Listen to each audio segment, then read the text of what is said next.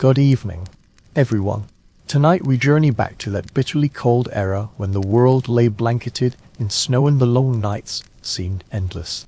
Picture yourself within a vast stone-walled hall. The air thick with the scent of smoke and damp wool. Candles flicker feebly in the drafts, their slender flames bending beneath winter's invisible breath. In the distance, wooden beams groan beneath the chill. You realize there is no central heating here. No glass windows to trap warmth. No electric light to soothe your eyes. The night belongs to the frost. Were it not for layers of clothing and a hardy constitution, you might scarcely survive. Before immersing yourself, do give the video a thumbs minus up and subscribe. But only if you genuinely enjoy my content. Tell me where you are, what time it is where you stand. Dim the lights, relax your shoulders, and imagine stepping into the chill of a medieval winter night. You traverse the echoing corridors of a castle, each step stirring dust and cold air. The bare stone floor icy beneath your ancient leather shoes. Walls hardened by centuries block out the clamor of the world, yet cannot contain the bone-minus chilling cold. Torches crackle along the corridor's length, oil sizzling in their flames, yet the faint warmth barely reaches your fingertips. To those who lived in this age, the bitter cold was not a mere nuisance, but an eternal companion. You encounter attendants bearing earthenware pots brimming with glowing embers, carefully steering clear of draughts. These modest braziers perhaps the sole solace preventing noble households from shivering through the night. Within these stone fortresses, hearths burned ceaselessly, day and night, sustained not for adornment but for survival. Chimneys were still a novelty across most of Europe at that time. Many halls were warmed only by open hearths, smoke billowing through holes in the roof. The scent of wood smoke permeated everything. Clothes, hair, even the air you breathed. You might imagine the castle as warm as spring, yet even the king's bedchamber was cold enough to freeze water overnight. Thick walls kept out enemies, not the cold, with little insulation. Winter winds seeped silently through cracks and narrow slits. Historians still debate whether the grandeur of the castle could compensate for such hardship. Imagine servants hastily hanging heavy tapestries, not for decoration, but as makeshift insulation. In the corner stood an ornate poster bed, draped in satin and furs, where the nobleman would retreat to his small island of warmth. Curtains were drawn tight to trap body heat. Yet even then he slept in a woolen cap, for the air beyond the bedding was as biting as frost. Rich and poor alike knew the night was a struggle, the difference being that the wealthy fought the cold with silken servants, while the poor were outside the castle walls, where the wind howled through the village. Picture the snow-laden, thatched cottages, the heavy roofs, doors and windows tightly shut against the storm. Within, the mingling of hearth smoke and human warmth filled the air with a rustic, potent scent. Farm families huddled upon straw stuffed communal beds, their faces faintly illuminated by the dying firelight, cast in orange hues and shadows. It was a life of hardship, yet they knew its rhythm well. Endless winters, fleeting days, and seemingly interminable nights. Medieval folk understood the mysteries of darkness far better than we do. When dusk fell, daylight ceased entirely. Candles and oil lamps were precious commodities, most lived by the light of bonfires or moonbeams. Night was both feared and revered, a time for rest, prayer, and superstition. The profound stillness after dusk seemed almost tangible, broken only by the crackle of firewood or distant wolf howls. Historians relish such anecdote. Certain castle staircases spiraled clockwise, designed to aid defenders, yet allowing cold air to coil upwards. The vision of frigid air creeping upwards along the steps resembles an invisible undercurrent. Servants often slept in the great halls, both to stay near the dying embers and to keep vigil throughout the night. Picture them huddled beneath cloaks, their fragmented dreams mingling with the whistling wind, snores, and whispered prayers. All things around them served survival. wooden shutters, reed mats, fur-lined chair backs. People erected barriers with all their might to ward off winter's bite. Animals oft unaided the effort. Dogs most notably. Small lap dogs were clutched close, not for affection, but for warmth. Historians note that ladies of standing would first tuck these creatures into bed as living hot minus water bottles. The scent of candle wax filled the air, thick and cloying, mingling with the soot of the hearth fire. One could almost taste the bitterness, feel the air clinging to the throat. Yet solace existed here too, flames dancing upon the stone walls, carved paneling casting flickering shadows. When the wind paused momentarily outside the window, one understood why people found peace amidst hardship and darkness, the warmth of faint light, the stillness of a slumbering world. This delicate equilibrium remains humanity's eternal pursuit. Consider how easily we forget such struggles. Modern nights bathed in the warm glow of machines.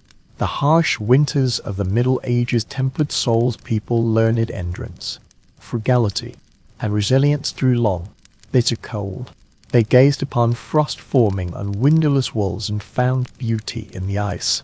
It was an age when the stars seemed within reach, and every spark from the hearth felt like a miracle. As you sink deeper into the tale, that ancient tranquility envelops you. The air remains icy, yet now it is a familiar chill, reminding you warmth is most precious when earned through struggle. The medieval world understood this truth best. As night deepens and the hearth fire fades, you begin to feel the pulse of ages past, the world slumbering beneath a frozen sky. You step beyond the castle walls into the village, where wood smoke hangs in the air like a second skin. The snow has paused, yet the world remains still, heavy and fragile beneath the low-thatched roof. Peasants huddle in single-room dwellings. Huns you slip through crooked doorways, the scent of cold ust and damp hay greeting you. The sole light comes from the small stove in the center, its faint flames flickering upon the rough mud walls, blackened by years of soot. The air is thick and heavy with the mingled odors of stale food, unwashed wool, and ashes. You huddled by the fire, where a woman wrapped in a patch shawl sat on a three-legged stool, stirring a thick stew in a pot. Beside her, two children slept curled in a corner, swathed tightly in coarse blankets and old clothes. Not far off lay a man, his breath forming wisps of white mist in the chill. This was not comfort, but survival. They did not yearn for warmth, only to live to see the dawn. Their bed was little more than a wooden frame, strewn with straw and old sacks, stuffed with whatever could be scraped together, sometimes dry grass or fern fronds, even moss gathered from the woods. Historical records note the straw was seldom changed. Its odor must have been acrid. You lay upon such a bed, the straw creaking beneath you, its fibers saturated with the earth and animal scent that stung your skin through the thin fabric, every movement echoing like a whisper. To endure the cold nights, the peasants relied not on cloth, but on the layering of bodies. The whole family huddled together, sometimes 3 generations sharing a single bed or a pile of straw, each body's warmth surpassed the finest quilt. There was no privacy, yet intimacy brought security. You could almost feel the pressure on your shoulder, the mingling of breaths, and even livestock, chickens or sheep, might huddle beside you, adding warmth to the fragile winter shelter. The walls seemed to sigh, woven branches smeared with mud and dung, draughty and leaky. You hear the wind wailing outside the window, every cough, the rustle of each straw, the murmurs of every dream. Frost coats the thatched roof as the hearth fire rises. Occasional icicles fall. Imagine the irregular plop of melting ice hitting the ground. That rhythm marks the passage of time. Ancient texts record peculiar customs. Villagers would scatter lavender or wormwood across their mattresses, believing the herb scent warded off disease and pests. Whether this practice held any merit remains uncertain. Historians still debate how much medieval medicine stemmed from evidence and how much from wishful thinking. Yet even the faintest whiff of herbs brings comfort, evoking tender memories of summer. You gaze once more at the hearth, the heart of this humble dwelling, yet firewood remains an uncertain resource. Many peasants gather dead branches or dried dung for fuel, proper timber being prohibitively expensive. When the flames die, the room plunges abruptly into chill, breath condensing into white mist in the air. Children often awaken in the dead of night, poking at the embers with splinters of wood, gently blowing until the flames reignite. The soft rustle of breath across the ashes is perhaps winter's most intimate melody. Though the room was small, every object served a purpose. The earthenware pots, suspended by chains above the hearth, the rough bench, a solitary chest, perhaps a few wooden bowls. The walls were bare, save for soot stains and scattered carvings of talismans. Many believed these objects could ward off the night spectres.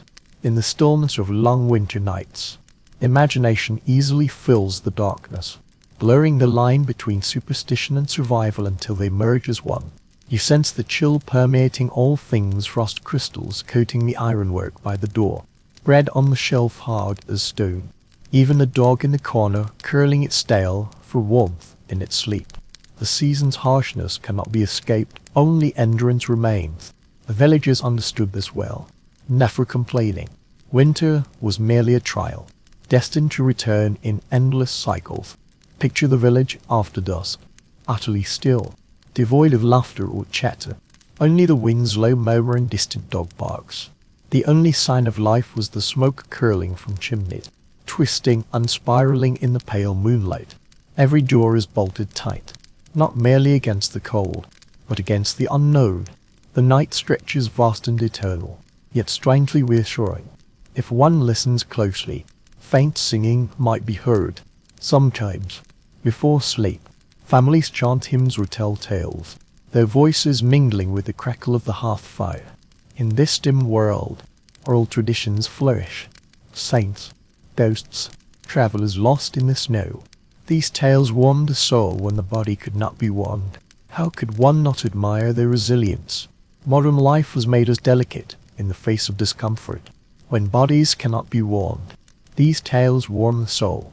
The resilience is admirable. Modern life has made us fragile in the face of hardship, yet they endured long seasons by sheer willpower. You might wonder, how did they sleep? Wrapped in coarse woolen straw? Yet they slept soundly, perhaps from sheer exhaustion, perhaps from quiet acceptance. Regardless, those silent nights held their own tranquility. The woman by the hearth stirred the pot, ladling out a portion for herself. A small bowl of plain barley and onion, simple yet filling. She chewed slowly, each spoonful steaming. Soon she would climb into bed, curling beside her family. In the faint glow of the embers, she settled, wrapping the tattered blanket around her shoulders. Her eyelids drooped, her features softened, and for a moment, the harsh winter seemed to vanish. You sat quietly beside her for a while, listening to the rhythms of slumber around you, the gentle crackling of the hearth fire, the murmurs of children in their dreams, the cold wind tapping against the walls. The world still teetered between frozen death and survival. Yet within this fragile warmth, life persisted. You just sank into the slow heartbeat of a medieval winter night, gradually sensing something amiss in the rhythm of the darkness. Waking hours later, blinking in the faint embers, the room is silent yet alive. Others are stirring too. At first you think it an accident, as if the body cannot rest in the cold. But in the Middle Ages, this was commonplace. People did not sleep soundly through the night, but instead had what ancient texts called the first sleep and the second sleep. 2 periods of slumber separated by an hour or 2 of wakefulness. Diary entries, court records, and correspondence across Europe attest to this peculiar pattern. A peasant might rise after midnight to tend the hearth, check on livestock, or recite prayers before returning to bed. A noble might quietly read or whisper with a servant. The night was not divided by fear, but by habit. Sleep was fragmented by darkness and cold. You sit up upon the straw mattress, gazing at the faint red glow of the hearth fire. The air is pungent, and others in the room remain awake. Children whimper in half-minus sleep, elders don cloaks to step outside for relief. Snow glistens coldly beneath the moonlight. This is the hour between slumbers, a moment of stillness where time seems suspended. Ancient medical texts offer intriguing commentary. People then believed this wakefulness was beneficial to health. Physicians held that the body required time to digest or expel internal vapors before returning to rest, while others maintained it allowed the soul to. Imagine sitting by the hearth, sipping ale. The slightly sour liquid warms the throat as thoughts drift between dreams and wakefulness. Scholars still debate the prevalence of this sleep pattern. Some argue it primarily existed in rural communities following the sun's rise and fall, while others contend even candle-lit towns adhered to the same rhythm. Whatever the truth, evidence suggests this segmented sleep was not uncommon, but rather the pulsing rhythm of life itself. Here, one can vividly sense that the first sleep descends like a heavy blanket, enveloping people in the sounds of winter, the wind whistling through eaves, beams creaking, distant wolves howling. Then comes the middle of the night, when the hearth fire fades and bodies stir. Some rise to stoke the embers, stretch stiff limbs, or whisper to neighbors, before quietly sinking into a second sleep until dawn. In the hazy hours between these two rest periods, people often turn inward reciting prayers, murmuring psalms, or pondering sins and hopes. Certain monastic records show monks structured their nightly devotions around this rhythm, calling it the vigil. It served both as a spiritual practice and a winter necessity. Sitting still too long would freeze the limbs stiff. Lovers would arrange midnight trysts, stealing moments of joy in the shadows while the world slept. The cold might freeze the earth, but it could not stifle curiosity or desire. Ancient tales tell of shepherds who, during the vigil, left their beds and followed the strange light across the field, only to discover it was but the moon's reflection frozen in ice. True or not, these tales reveal how consciousness plays tricks upon itself in that twilight state between sleep and wakefulness. In the light of day, modern science finds this pattern intriguing when deprived of clocks or artificial light in absolute darkness. The body often reverts to a similar rhythm, sleeping for 4 hours, waking for 1 or 2, then drifting back to sleep. It seems our ancestors were not aberrations, but lived in harmony with nature's rhythms. The industrial age transformed all this, compressing rest into single sleep periods to suit schedules and light bulbs. As you watch the room fall silent once more, you realize how profoundly peaceful this rhythm was. Time for dreaming, time for reflection, time for prayer, all woven into the long winter nights. No alarm clocks, no haste, only the steady flow of breath and firelight. It was a dialogue between body and dark.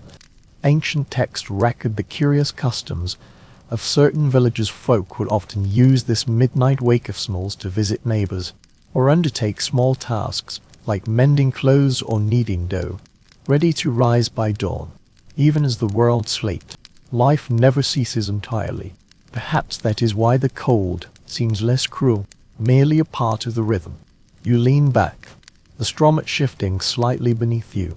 Close your eyes once more. Frost crystals glimmer faintly upon the window frame. The crisp crackle of cooling logs echoes within the room. Time to sink into the second sleep, that deep slumber drawing you near it on. Only when you drift into dreams do you understand that medieval night's rest was not an escape from life but a slow, breathing dialogue with it. Awakened before dawn, wrapped in a coarse blanket, prickly yet sustaining life. The hearth fire reduced to a few reed embers. The air hung thick as a cavern, each breath condensing into mist before your eyes. When you stretched your hand from beneath the covers, the sting at your fingertips was almost unbearable. Through the haze of sleep, the first thought was not of food or work, but of warmth, how to guard it, how to make it last. In the Middle Ages, keeping warm was an art. Ancient texts record that people not only wrapped themselves in layers for labor and travel, but also for sleep. Nightwear was not the refined luxury of today, but a fortress of fabric. First came the linen petticoat, soft from washing, yet oft unpatched and thin, then woolen stockings, prickly yet heat-mine strapping. A woolen cap covered the head, gloves provided warmth, and even a scarf was fastened tightly under the chin. The bed itself formed part of this system. Pressing one's palm against the coarse woolen blanket revealed its weight, dampened by the night air. Above lay another layer of protection, perhaps fur or thick cloth. Each sheet, each quilt, each garment erected a barrier between the body and the frigid world. The poor used coarse wool or patched cloth, while the wealthy enjoyed linen sheets, feather mattresses, and imported fur blankets. Yet the core principle remained unchanged, the same relentless pursuit of every last shred of warmth.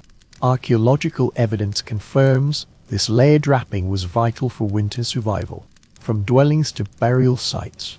Even corpses were sometimes interred in multiple layers of cloth, revealing how deeply ingrained this custom was. This was not fashion, but instinct. One could almost hear the soft rustle of fabric as people tucked themselves in, or smell the comforting warmth gathering within the bedding.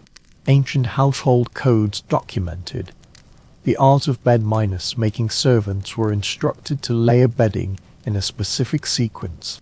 The bottom sheet to absorb perspiration, the middle layer for insulation, and the top layer to block drafts.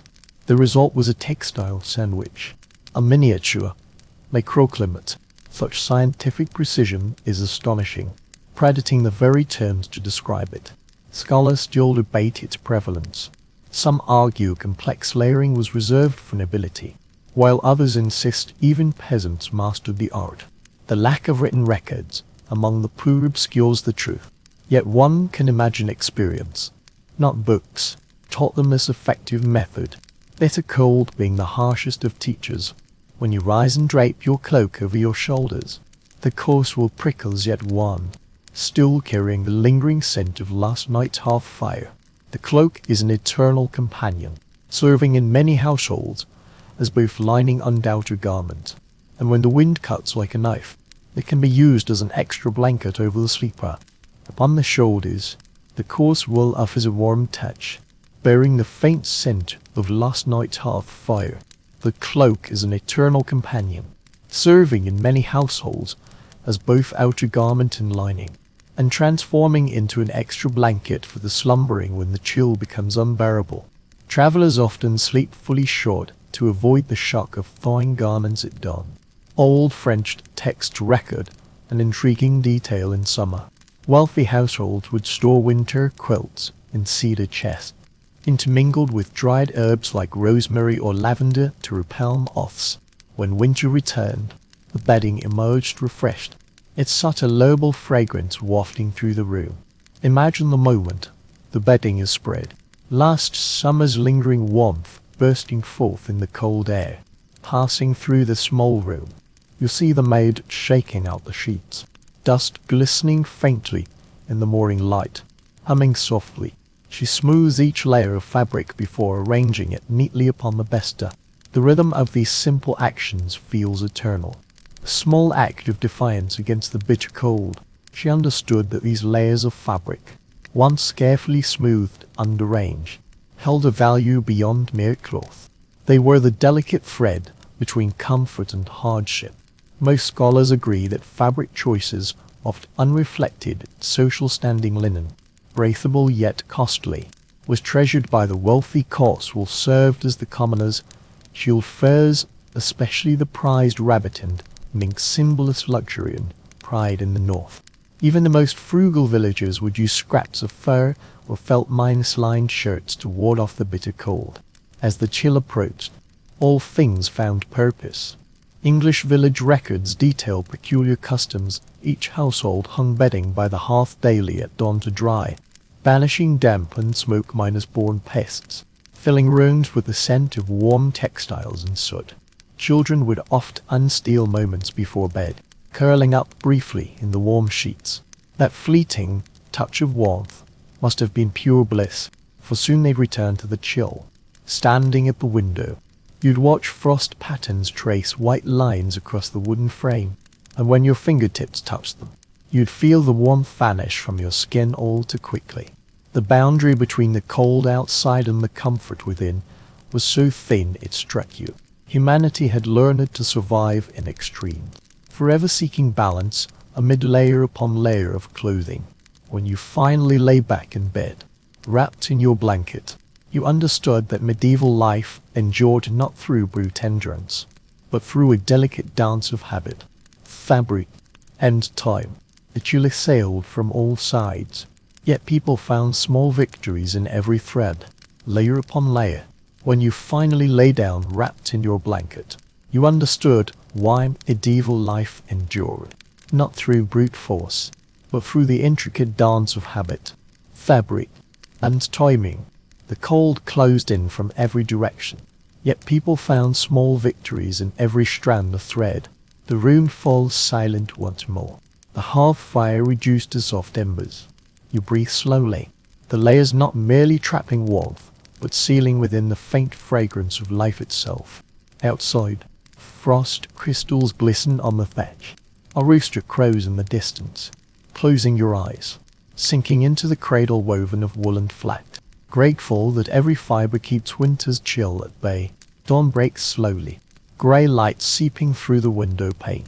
The air grows colder, the hearth fire has died. Such cold turns breath into short wisps of mist.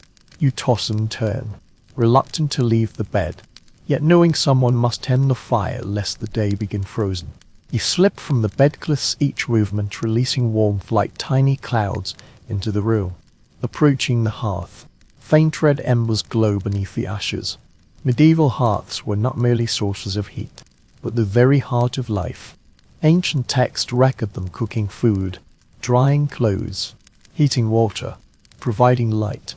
Yet at night, they were the lifeline itself. Families revered the flame as a living entity, requiring feeding, guarding, and tending.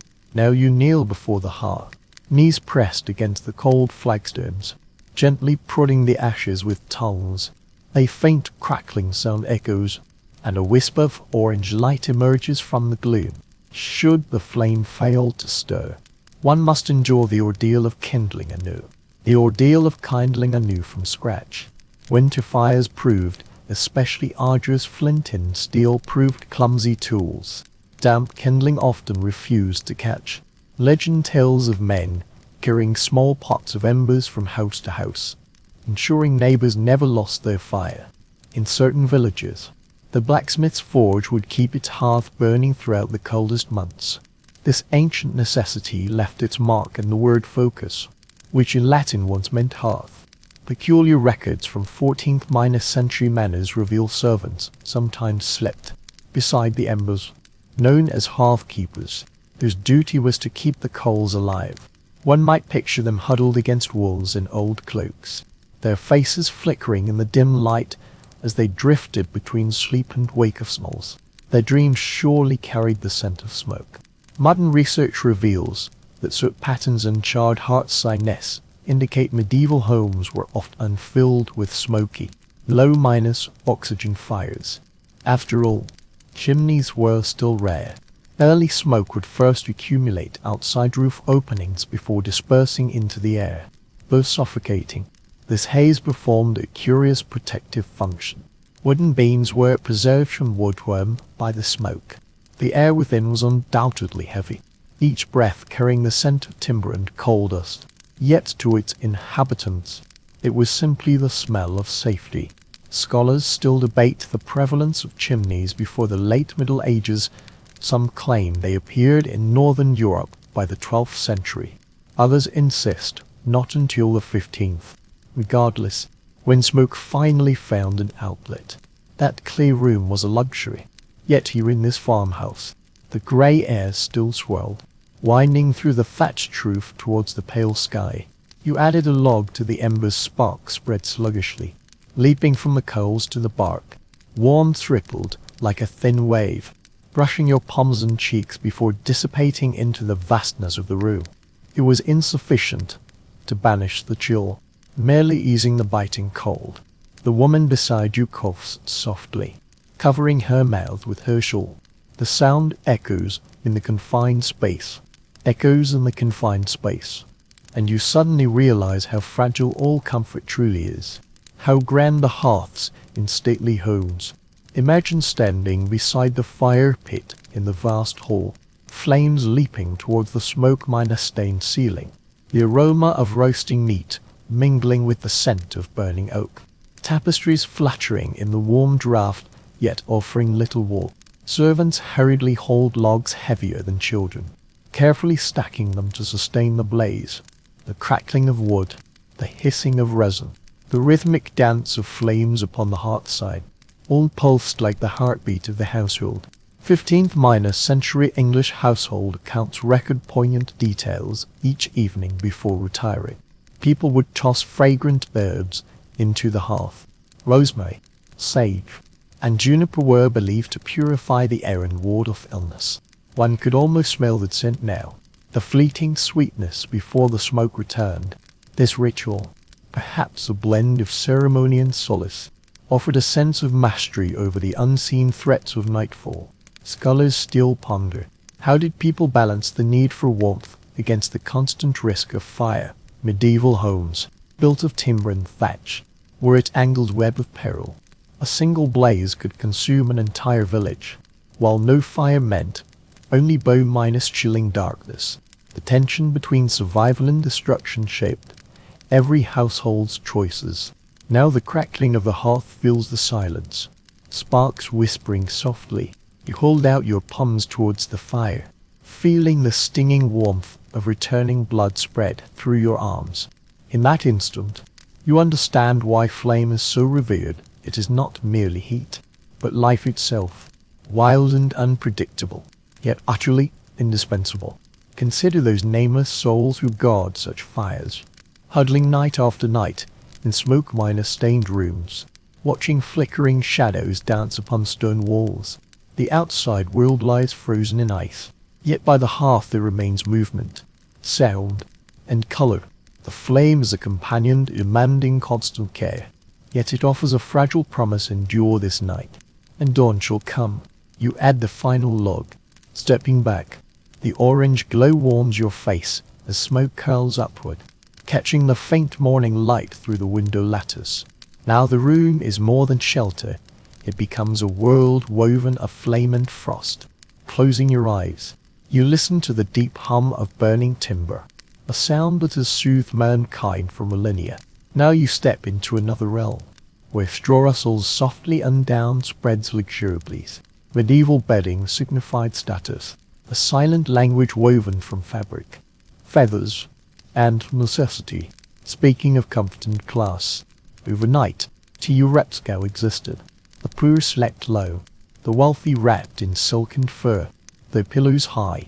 The inventory of the old house reveals that the bedstead was once the most treasured possession of the nobility, its value far exceeding that of a farmhouse. The wooden frame was carved with symbols of status, and the feather mattress was filled not with straw, but with goose, duck, and swan feathers. Imagine the slow, gentle movement of the down. The bedstead was once the most treasured possession of the nobility, its value even surpassing that of a farmhouse. Wooden frames were carved with symbols of status, while mattresses were filled not with straw, but with goose, duck, and swan feathers. Picture the painstaking craftsmanship required: servants sewing linen covers, carefully tucking in the feathers, then beating them repeatedly until fluffy. Sleeping upon it must have felt like resting on clouds, though the clouds within stone-walled castles would be icy cold. As you sink into this imagined feather bed, the sensation is both wondrous and unfamiliar. Soft yet uneven feathers shifting beneath your weight, the sheets faintly wafting the scent of lavender and beeswax, hinting at affluence and cleanliness. Overhead, heavy drapes hang like a tent, trapping the sleeper's warmth. This is not mere decoration, but insulation. The 4 curtains can be drawn tight to lock in warmth, transforming the bed into a private chamber. Ancient travelers recorded that such canopied beds were often the warmest corner in the entire household, where servants or guests might share the master's warmth at the foot of the bed. This bed was not merely a place of rest, but a symbol of status, embodying comfort and power. To possess it meant mastery over the cold, a privilege forever beyond the reach of most. The master's bed at the foot of the fire. This bed was not merely a place of rest, but a symbol of social standing, the mark of comfort and power. To own it meant the ability to command the cold, a luxury forever beyond the grasp of the majority. In the village, the sounds of sleep were entirely different. You lie upon a straw mattress, the coarse linen and audible through the rustling and cracking of the stock. The poor call it a straw mattress, replaced once or twice a year if fortunate. Truth be told, many peasants merely beat out the dust, picked out the vermin by hand, and reused it until the straw disintegrated completely. The lingering scent of earth and sweat was unavoidable, yet it was better than nothing. Archaeological excavations of medieval villages reveal that some straw mattresses, preserved by time and fire, even contained herbs like mint or lemon balm to repel fleas, a small ingenuity reflecting humanity's instinct to harness nature's gifts. You can almost smell it, the faint, fresh scent of crushed leaves beneath weary bodies. Historians still debate whether feather beds were primarily for comfort or more symbolic than practical. Some claim they quickly flattened and matted, while others argue they were a luxury compared to alternatives. The only certainty is that owning a feather bed demanded both money and labor. Feathers required repeated washing, fluffing, and replacement, making them far from a set-it-and-forget-it item. A 14th century English will record a telling detail: a woman bequeathed her finest feather bed, complete with pillows, quilts, and bed curtains, to her eldest daughter. Such bedding was not merely furniture, but a treasured heirloom passed down through generations. Possessing it was akin to possessing warmth itself. In an age when most slept in communal spaces or alongside livestock, such private comfort bordered on the sacred. Imagine the symphony of two worlds, the soft creak of a noble bester in a quiet chamber, and the rustle of a peasant straw mattress a mile away. Both sounds were gentle and enduring, nocturnus of survival, whether cradled by feathers' softness or pricked by straw's prickle. The rhythm of sleep bound them together. Among the poor lay a little minus-known custom, resting their heads slightly raised upon rolled garments or sacks rather than pillows, believed to ease breathing and smoke filled room. The wealthy, meanwhile, used embroidered cushions stuffed with feathers, sometimes scented. The distinction lay not merely in comfort, but in scent, a mingling of clean linen's freshness with the breath of life. Most scholars contend that the contrast between straw and feathers reflected not only wealth, but society itself. The material supporting one's body at night served as a constant reminder of one's place in the world, yet both rich and poor shared the same goal: to find warm repose until dawn. Strange superstitions, medieval household rules warned against shaking beds after sunset, lest wandering spirits be disturbed, whether serf or noble. All carried their fears into the darkness. The bed was both sanctuary and gateway to the unknown realms of dream. Perhaps this is why even the finest feather bedding could not entirely banish the night chill. You lie back once more, imagining yourself upon two beds, simultaneously the surf stroke reeking beneath you, the noble's feathers softly cradling your form. Two textures, two worlds, yet united by a single breath in the cold darkness. The campfire flickers faintly, casting the same warm glow. Both faces of wealth and poverty bathed in the same glow. Ultimately, sleep is the great equalizer, and cold its eternal companion. Outside, frost crystallized upon the ground, shimmering faintly beneath the moonlight inside. The bed creaked, the straw sighed. For a few hours, the medieval world forgot hunger, suffering, and the endless winter. Each found their own way to sleep, wrapped in whatever warmth they could muster. As night deepened once more, you found yourself changing clothes not for rest, but for the journey ahead. Medieval hibernation was not merely closing one's eyes, but deploying for battle. You began with the undergarment, that linen robe serving as both underwear and nightwear. Its fabric felt icy at first touch, gradually warming against your skin, faintly scented with soap and smoke, bearing witness to the coarse washing in the coarse life. Most ancient texts concur. Even the wealthy seldom slept naked. Exposing the body to the bitter cold was both improper and perilous. People layered themselves as if preparing for a frozen campaign, men donning woolen hose and long coats, women draping petticoats upon petticoats, often adding a surcoat or shawl before sleep. Warmth, not decorum, was the rule. You drape your cloak over your shoulders, sitting by the hearth to feel the warmth seep through the fabric. When you finally crawl into bed, the cloak remains upon you, the layers of clothing exerting a gentle pressure, a reassuring weight. The iron tight slips over your ears. You adjust the brim, tucking the fabric beneath your chin. This iron tight, perhaps comical to modern eyes, was essential. Without it, warmth would escape from the head. Drape the cloak over your shoulders, folding it to cover your entire body. The layers of fabric exert a gentle, reassuring pressure. As the iron tight slips past your ears, you adjust the brim, tucking the fabric beneath your chin. This hat, perhaps comical to modern eyes, is the key. Without it, warmth would vanish from the ground, leaving dreams filled with shivers. Medieval textile archaeology reveals a pragmatic approach to cloth. Wool was ubiquitous. Coarse minus spun for commoners, fine minus spun for nobility. It retained warmth even dampened, could be reworked. Linen commanded higher prices, offering a soft touch against the skin. Silk, reserved for the few, was mostly used for lining. Every stitch served a purpose.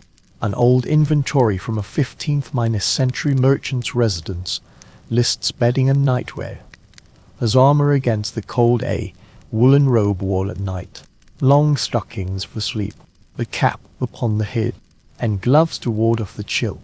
Picture a weary man, before extinguishing the candle, quietly adding layer upon layer of clothing, each a small defense. Costume historians still debate the practical efficacy of layered dressing. Some argue excessive clothing traps moisture, causing body temperature to plummet. Others maintain the combination of wool and lint strikes the perfect balance, warm yet breathable. Whatever the truth, medieval people refined their bedtime ritual through centuries of trial and error. They likely knew the effective methods long before scholars could calculate them.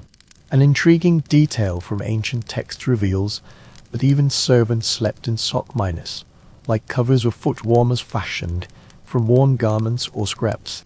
The poor sometimes wrapped their feet in grease minus, soaked rags or parchment to ward off damp, while the wealthy wore woolen stockings or felted slippers lined with fur.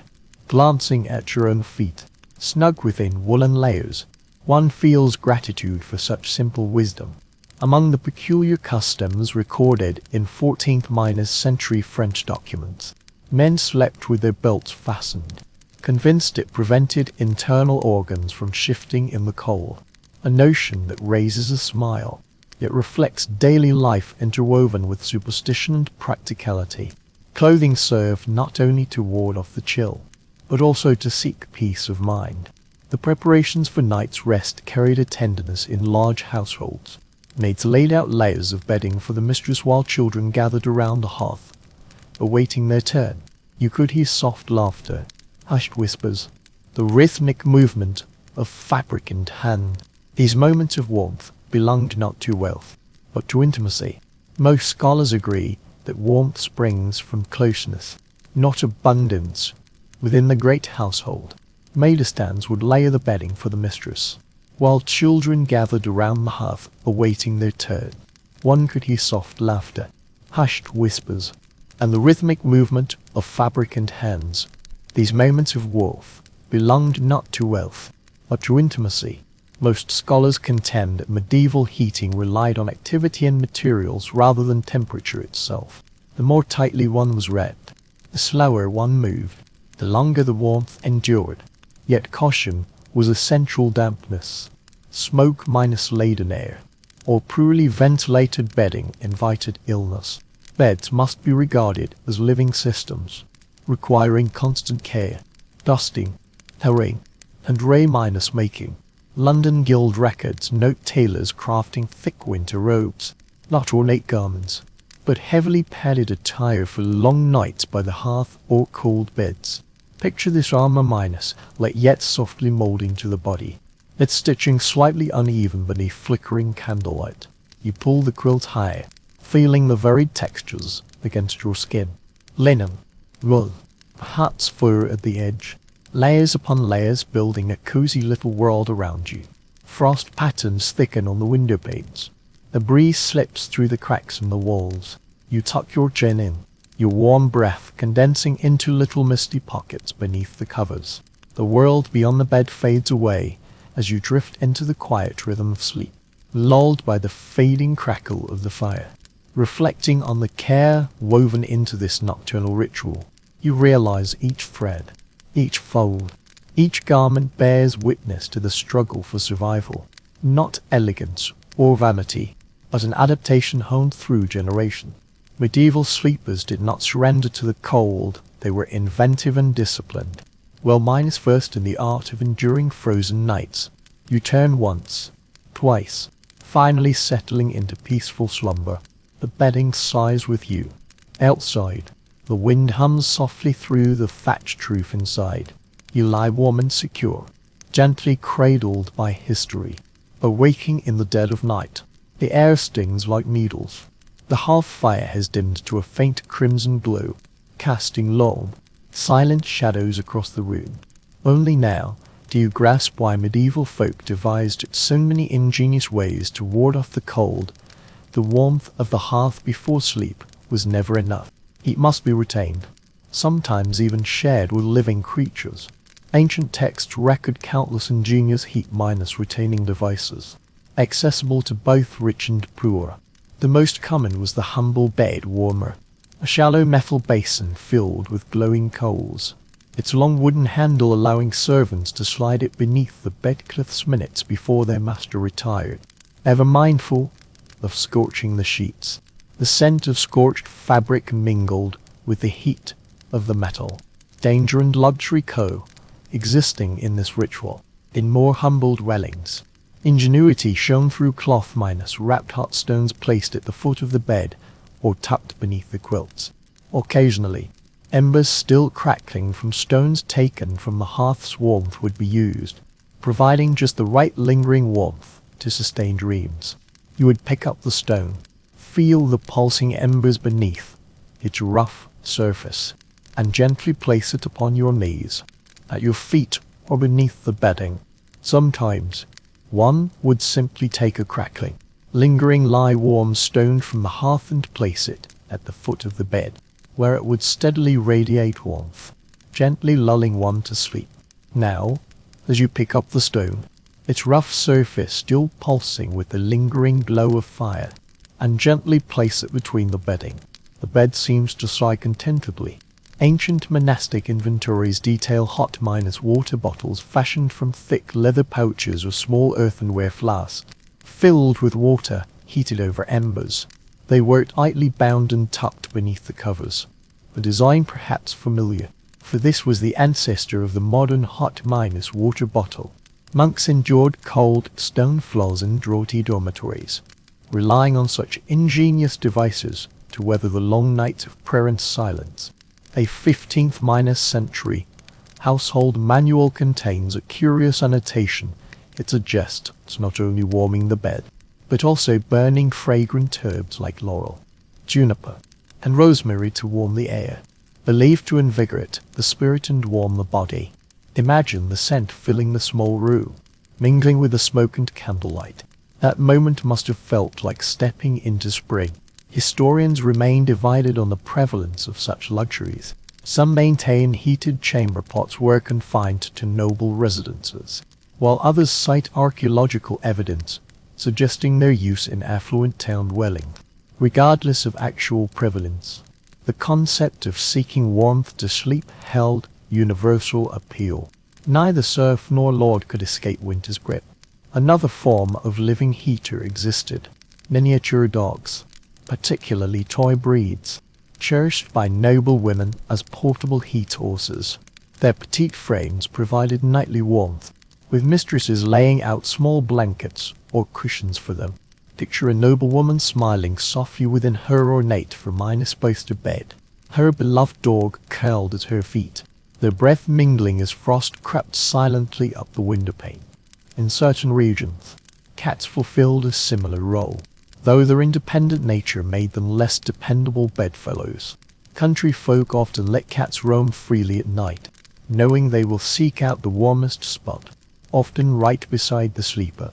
The soft purr of a cat by the hearth might be one of the few luxuries afforded to the peasant household.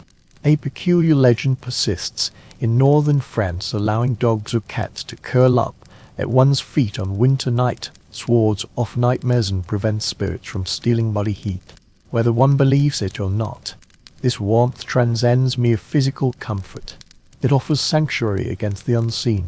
Contemporary scholars largely agree that medieval wisdom for combating the cold stemmed not only from survival necessity, but also showcased ingenuity. Everyday objects were transformed into tools for endurance. Earthenware pots served as stoves, cloaks became blankets, and livestock provided warmth. This silent resilience, forged over centuries, is what you witness now as used by the farmhouse hearth. A woman pours clear water into an earthenware jug, tests its warmth with her hand, wraps it in wool, and gently places it beside her infant. The swaddled child murmurs softly before sinking back into slumber, and the mother exhales a long breath. All within the house slumbers. Even the cows in the neighboring barn seem lulled to rest by the shared warmth of life. A late 14th century traveller's journal notes an inn where guests paid extra for a bed warming service. The innkeeper's daughter carried copper basins between rooms, embers flickering in the dim light, the scent of smoke wafting through the air. Imagine the travellers, frost-bitten faces, watching her enter their rooms bearing the faint, glowing promise of warmth. This bedtime ritual held profound humanity. As the cold night approached, the preparations for sleep became almost sacred, a dance woven from warmth, care, and hope. Outside, the chill was relentless, yet people stubbornly carved out a few hours of tender refuge. As you curl into your own bed, ponder how this same instinct endures. We still wrap ourselves in blankets, fill rooms with warmth, seeks oft refuge from the chill. Only the tools, therefore the craving for warmth and security, remains unchanged. The hearth's last embers flicker once more, then sink into darkness. You feel the weight of the bedding, the warmth of the flagstones beneath your feet, and the faint solace of the dog curled beside you in your imagination. The wind whispers outside the window, yet cannot reach you. Tonight you rest secure within this small circle built of heat and history. The night grows heavier, the cold pressing down upon the air, piercing through walls, through wool, seeping into skin. You shifted within the bedding, when suddenly, beside you, came the sound of another's breath, gentle and steady, the rhythm of deep slumber. Instantly, you remembered you were in the Middle Ages, where sleeping alone was rare indeed. To share a bed was to share warmth, shelter, and life itself. Old letters and legal documents reveal that the bed spanning nearly every social boundary. Servants slept beside their masters. Siblings shared beds. Fellow travelers lay head to head. Beds were precious. Firewood costly, human warmth the most reliable solace. In farmhouses, entire families lay entwined upon a single mat, the air thick with the scent of bodies and wool.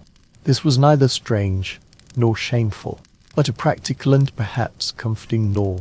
Imagine lying shoulder to shoulder with others, intimacy both unfamiliar and familiar, surrounded by breaths, soft sighs, slight movements, turning over, the rustle of straw mats, whispers flowing in the darkness, warmth naturally gathered, weaving a cocoon, not of fabric but of people. The firelight traced the contours of faces, and for a moment, all were at peace. In ancient times, scholars often regarded shared sleeping as an ordinary part of life. Servants might toss and turn for years at the foot of their master's bed. Travelers staying at inns were often assigned shared rooms. Strangers lay side by side. A 15th-century innkeeper in York was even fined for overcrowding beds, an early warning of human capacity. One cannot help but smile at the image of weary travelers feigning oblivions to elbows jostling and thunderous snores. Modern historians question this if bed minus sharing was truly as widespread as records suggest. Some argue it was more common among the poor and in rural areas, while others point to inefficient heating as a reason for its prevalence across all social classes. Yet nearly all scholars agree warmth was the primary reason for sleeping alone. In bitter cold, sleeping solo was almost a luxury, and often sheer folly. Ancient Scottish manners preserved a peculiar custom documented in old texts: the alcove bed, a wooden sleeping space recessed into the wall. Family members would crawl into these narrow niches, shuttered to trap collective body heat. Children, parents, and sometimes even livestock shared the same chamber. Picture the scene: muffled chuckles, the mingled scent of straw and wool, the faint milky aroma of near-by cows. This was not comfort by modern standards, yet it offered security. A 14th-century traveller recorded in his journal how, lodging in a Breton farmhouse, his hosts insisted he share their bed, fearing the frost would pierce his bones. He noted the peculiarity of waking among strangers, yet felt a quiet gratitude for having slept soundly through the night. When cold becomes unbearable, intimacy transforms into compassion, revealing humanity's deepest essence. In noble residences, this principle endured even as partners changed spouses shared vast, draped beds designed for warmth and privacy. Servants often slept nearby on mats, ready to fetch firewood or water. Guests might also share the master's bed, arrangements that transcended social boundaries yet saved lives in the bitter cold. Intimacy supplanted personal space. Italian monks recorded an amusing anecdote of scholars traveling together in winter huddled beneath a single blanket, debating theology through the night. The more heated the argument, the more they forgot the shivering. Perhaps this was the true secret to warmth: lively conversation, distracting the mind from the chill. Scholars studying medieval sleeping customs note how such intimacy forged bonds, not merely at table or prayer, but quietly woven in darkness, as whispers of secrets or tales passed in the quiet moments before sleep. Warmth and trust grew side by side. Within the small world, illuminated by flickering candles, differences dissolved temporarily. When examining sleep customs, observe how such intimacy forges relationships. Bonds are not merely formed at the table or in prayer, but quietly cemented in darkness, as people whisper secrets or tales, drifting into slumber amidst stillness. Warmth and trust intertwine here within the small world crafted by the fire's faint glow. Differences gradually dissolve, survival becoming dependent on friendship. One can almost feel that intimacy now, the gentle rhythm of breaths weaving a shared stillness, broken only by a cough or the crackle of wood. Such scenes hold profound tranquility, while the cold outside make laugh fiercely at the walls. Within this crowded space life hums ceaselessly, one heartbeat becoming another's lullaby.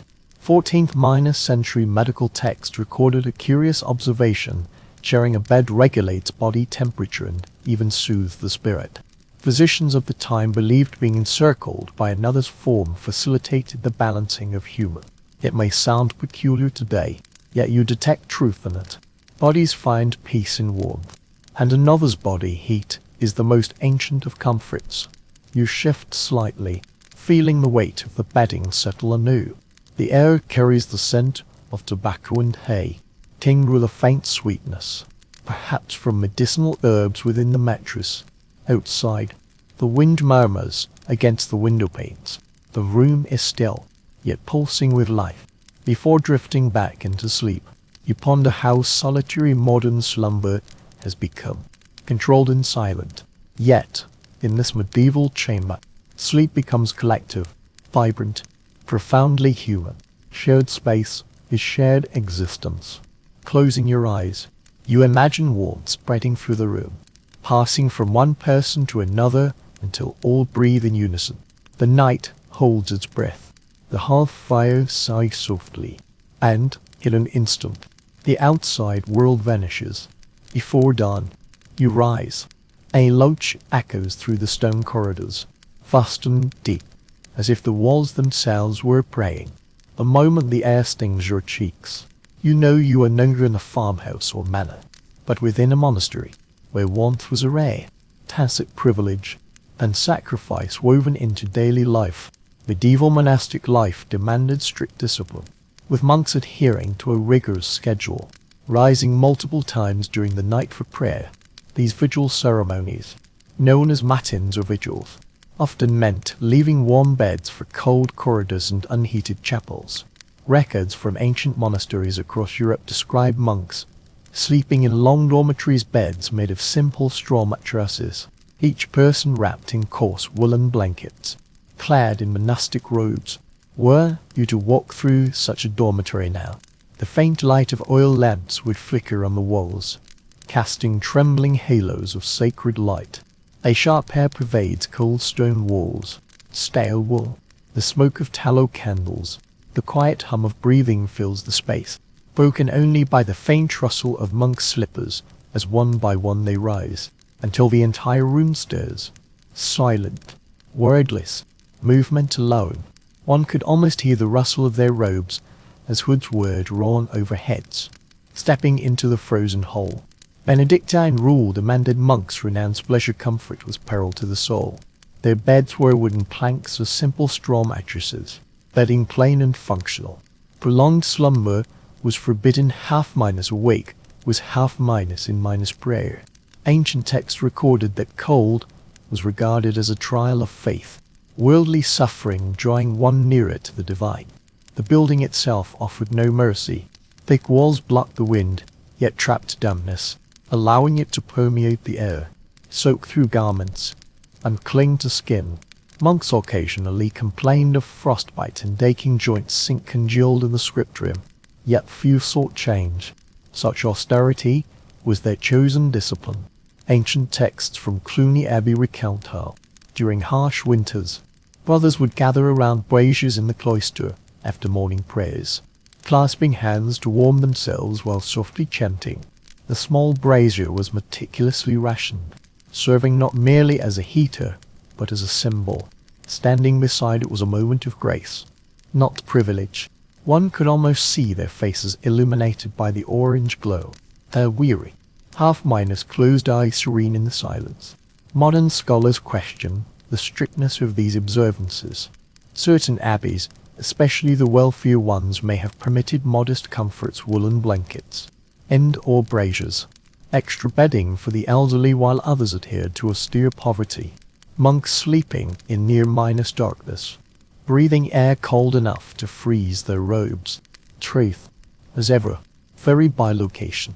Peculiar records from a Cistercian monastery describe monks sleeping in mittens made from scraps of woolen cloth, while another document from northern England notes they stuffed straw into crude sleeping bags fashioned from double-minus layered linen. These minute details, hidden within monastic statutes and inventories, reveal the silent resilience beneath the austerity. Faith may have guided them, but wisdom sustained their survival, while their devotion invites romantic Isian. Imagining the reality evokes silent wonder, awakening in darkness, breath condensing to frost, bare feet treading frozen flagstones to the chapel, yet finding beauty in prayer. This ascetic discipline held an eternal quality, as if one could hear distant psalmody, its deep cadence mingling with the wind through the cloister arches.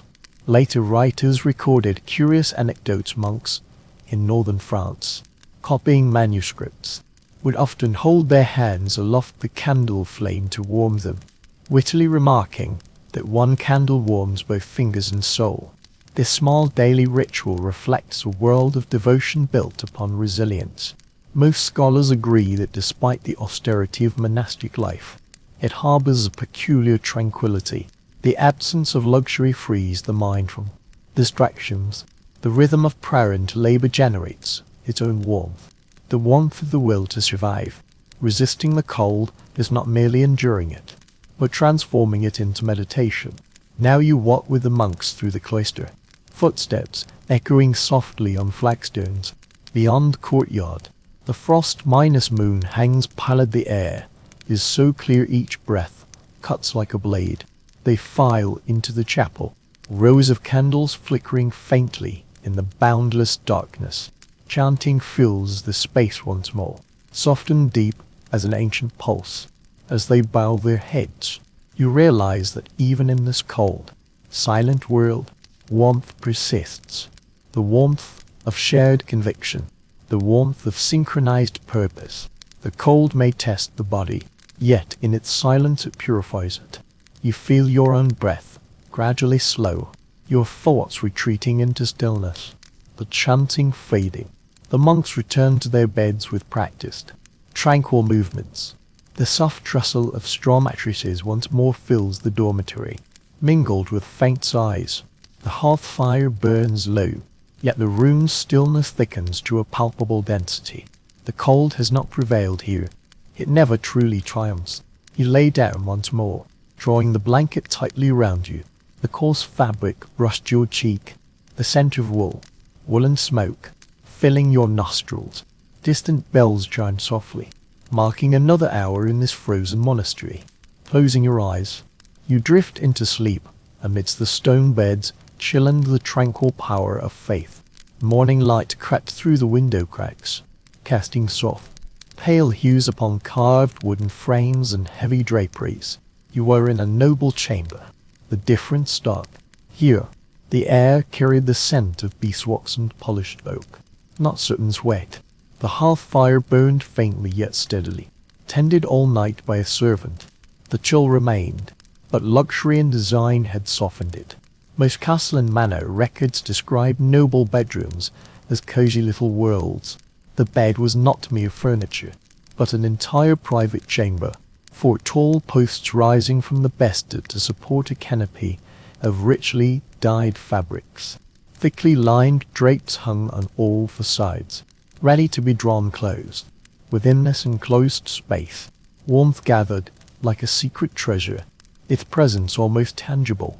Stepping through the curtains into this sanctuary, the air felt slightly warmer than outside, akin to a kaku. 14th and 15th century household inventories reveal that noble beds might feature multiple layers of padding. A straw base provided support, while layers insulated against the cold, and feather mattresses added softness. Sun-bleached or wood-whitened linen sheets lay atop, while embroidered blankets, velvet covers, and fur quilts built layer upon layer into a fortress of warmth. Each layer served both practical and decorative purposes, flaunting wealth within the private sanctuary.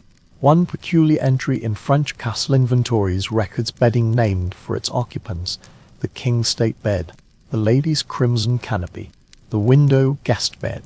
The fabrics themselves narrated tales.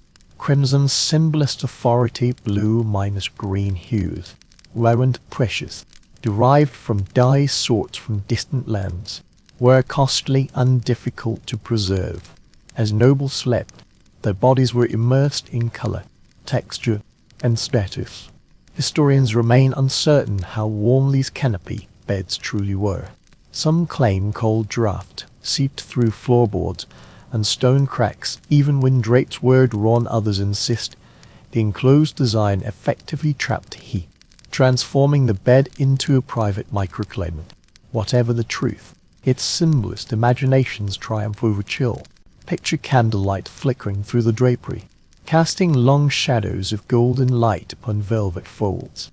This scene appears in a 15th-century English letter describing a noblewoman's bedchamber so tightly enclosed that the air itself grew still, sparing my limbs from shivering.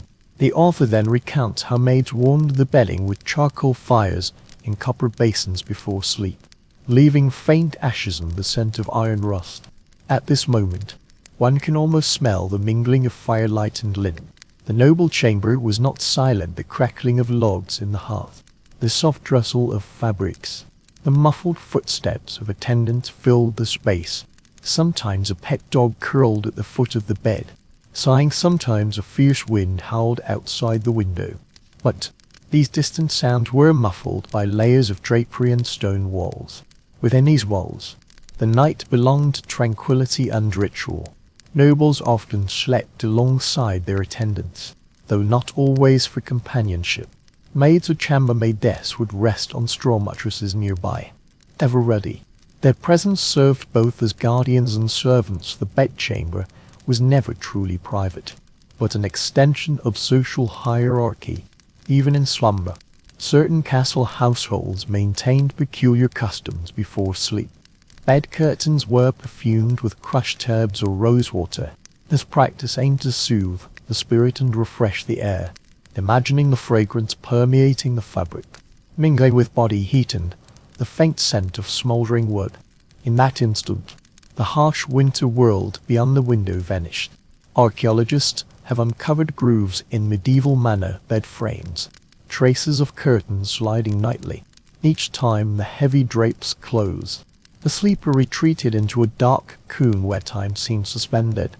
Beyond the curtains, the world might be frozen within. It was a private, secure sanctuary. Rare chronicles note that even royalty frequently lamented the cold. Henry V. I was said to sleep beneath layers of thick furs, with attendants jokingly remarking he lay buried beneath them. Wealth and architecture could not withstand the cold's universal conquest, yet the struggle against the chill gave birth to elegance itself. Canopied beds, layered linens, perfumed draperies, all responses to the same eternal question: how to endure the winter. Most scholars agree that medieval bed chambers laid the foundations for the modern private bedroom. Privacy, warmth, and decoration all originated here. Prior to this, sleep was communal and public. Nobles retreating behind draperies sought solace while asserting authority, a symbol of mastery over the uncontrollable. Now you stand by the bedside, gazing at the carved wooden frame illuminated by flames. The noble upon the bed stirs faintly, the drapery rippling like water. Outside, frost marks the window panes, yet within, golden light flows, the air thick with the scent of linen and candles. You touch the drapery, feeling its softness, a faint warmth radiating from behind. Only as you step back do you realize that even amidst such opulence, the silent truth remains unchanged. No one can wholly escape the cold. People merely learn to build small refuges. The velvet bed curtains and servants guarding the nobles are ultimately no different from the straw piles of serfs, all as shelters within a frozen world. Beyond the walls, the hearth crackled softly. The morning bell tolled faintly. The air already carried the hint of another day's vitality. Within the drapery, a gentle sigh escaped, turning and sinking into the winter night's deepest, warmest embrace. You awoke to the faint click of wind pressing against windows that could never be sealed tight. Cold seeped through every crack, like an invisible spectre circling. Sitting up, you saw the silver mist condensing in the dimness. Whether through thick walls or high vaults, the air in a medieval manor always flowed through countless crevices. Glass panes were a rare luxury. Late medieval architectural records show even wealthy households often used horned window frame, oilcloth, or wooden boards for wind protection. Common folk had only cloth, planks, or animal hides to cover their openings. You approach the window and touch the frame's edge. The wood is rough, damp, and cold, with a thin frost forming on the inside. Outside, snow reflected the faint morning light like tarnished brass. People easily forget how fragile the very concept of windows once was. Transparent glass existed, but was costly, unfragile, reserved for churches and royal estates. When it appeared in dwellings, it was often a heavy, small round window, spun from molten glass. Imagine its uneven refraction distorting the world into ripples of light and shadow, beauty accompanied by flaw, and that flaw allowed chill to seep through. Most ancient domestic writings concur windows were both blessing and curse, ushering in light or leaking warmth like sieves. Curtains, shutters, and layers of cloth were at castles, sole defence, stuffed gaps with moss or hemp toe in cottages, family sealed cracks with straw, rags, or even mud. Picture them compacting these materials, a faint blend of earth and smoke lingering. 13th century building manuals record peculiar advice: heavy draperies must hang over windows at night to keep out the frost. These makeshift curtains served not aesthetics but survival. While noble residences might have velvet or firm Ines-lying drapes, in peasant cottages they were merely sewn minus together old cloaks or grain sacks. Now, as you draw back the curtain beside you, the chill that brushes your hand feels like a stream of icy water. Scholars still debate how much indoor light was truly needed in winter. Some argue that shutters should remain tightly closed all season to conserve heat, while others maintain that even dim, cold light was a precious gift. Regardless of the view, people sought a balance between warmth and visibility, comfort and reason. Each wisp of cold air brushing the skin carries a taut tension. English household law records the peculiar custom of warming curtains by the hearth at dusk, allowing heat to linger briefly underlay the encroaching chill. Though seemingly fanciful, this practice reveals a practical wisdom. Such small efforts build the fabric of daily existence. Most medieval architectural evidence suggests farmhouses kept windows open year-round for light. Historical records note people warming curtains by the hearth at dusk, allowing heat to linger briefly underlay the encroaching chill. Such practices appear romantic yet futile, yet possess an inexplicable practicality. It is precisely these small efforts that build the fabric of daily existence. Most medieval architectural remains indicate cottages often lacked glass panes, relying solely on tightly sealed wooden shutters. By day, the shutters were raised to disperse smoke and let sunlight in. By night, they were shut tight, plunging the dwelling into a dim cocoon where the damp scent of wood hung heavy and the sound of storms became a lullaby in the Nordic air. Some dwellings featured miniature recesses carved beside windows, sheltering candles from the draught. Soft light transformed frost crystals into shimmering lace. Imagine this tranquil beauty. The outside world frozen, the interior world glistening with golden light. For a moment, the cold became almost beautiful. A traveller in 1390 recorded whilst lodging at an estate. The windowless openings were covered with taut parchment, glowing amber in the firelight. He wrote, "It was as though I lay within a lantern painting, the light now soft and soothing, the outside world utterly erased." Archaeological studies of surviving medieval dwellings reveal many walls thick enough to accommodate window sills. These small nooks served as daytime resting places, yet became bitterly cold at night. Children would often sit there wrapped in furs, watching snowflakes drift through the warped glass. This contrast between comfort and biting cold defined the medieval relationship with winter, always a matter of coexistence rather than conquest. A London Chronicle recounts an amusing anecdote. A merchant boasted of possessing 3 panes of glass, only for one to shatter in a blizzard. The chronicler noted he wept as though burying a treasure. Glass was prized not merely for its beauty, but because owning it signified a measure of triumph over nature. Most modern scholars agree that the ingenuity of medieval architecture lay in its simplicity. Thick walls, small windows, multiple layers of fabric, reflecting generations of adaptive wisdom. Yet the chill could never be wholly barred the air. you breathe now still carries a faint metallic tang, the scent of frost drifting in from beyond the window. You draw the curtains once more, retreating to the warmth of your bed. The fabric shields you from the outside world, leaving you in soft shadow. The firelight flickers on the walls, and for a moment you believe all is still, yet the cold wind lingers on your fingertips, haunting like a spectre. You draw the covers tighter, listening to the wind's low murmur through the cracks.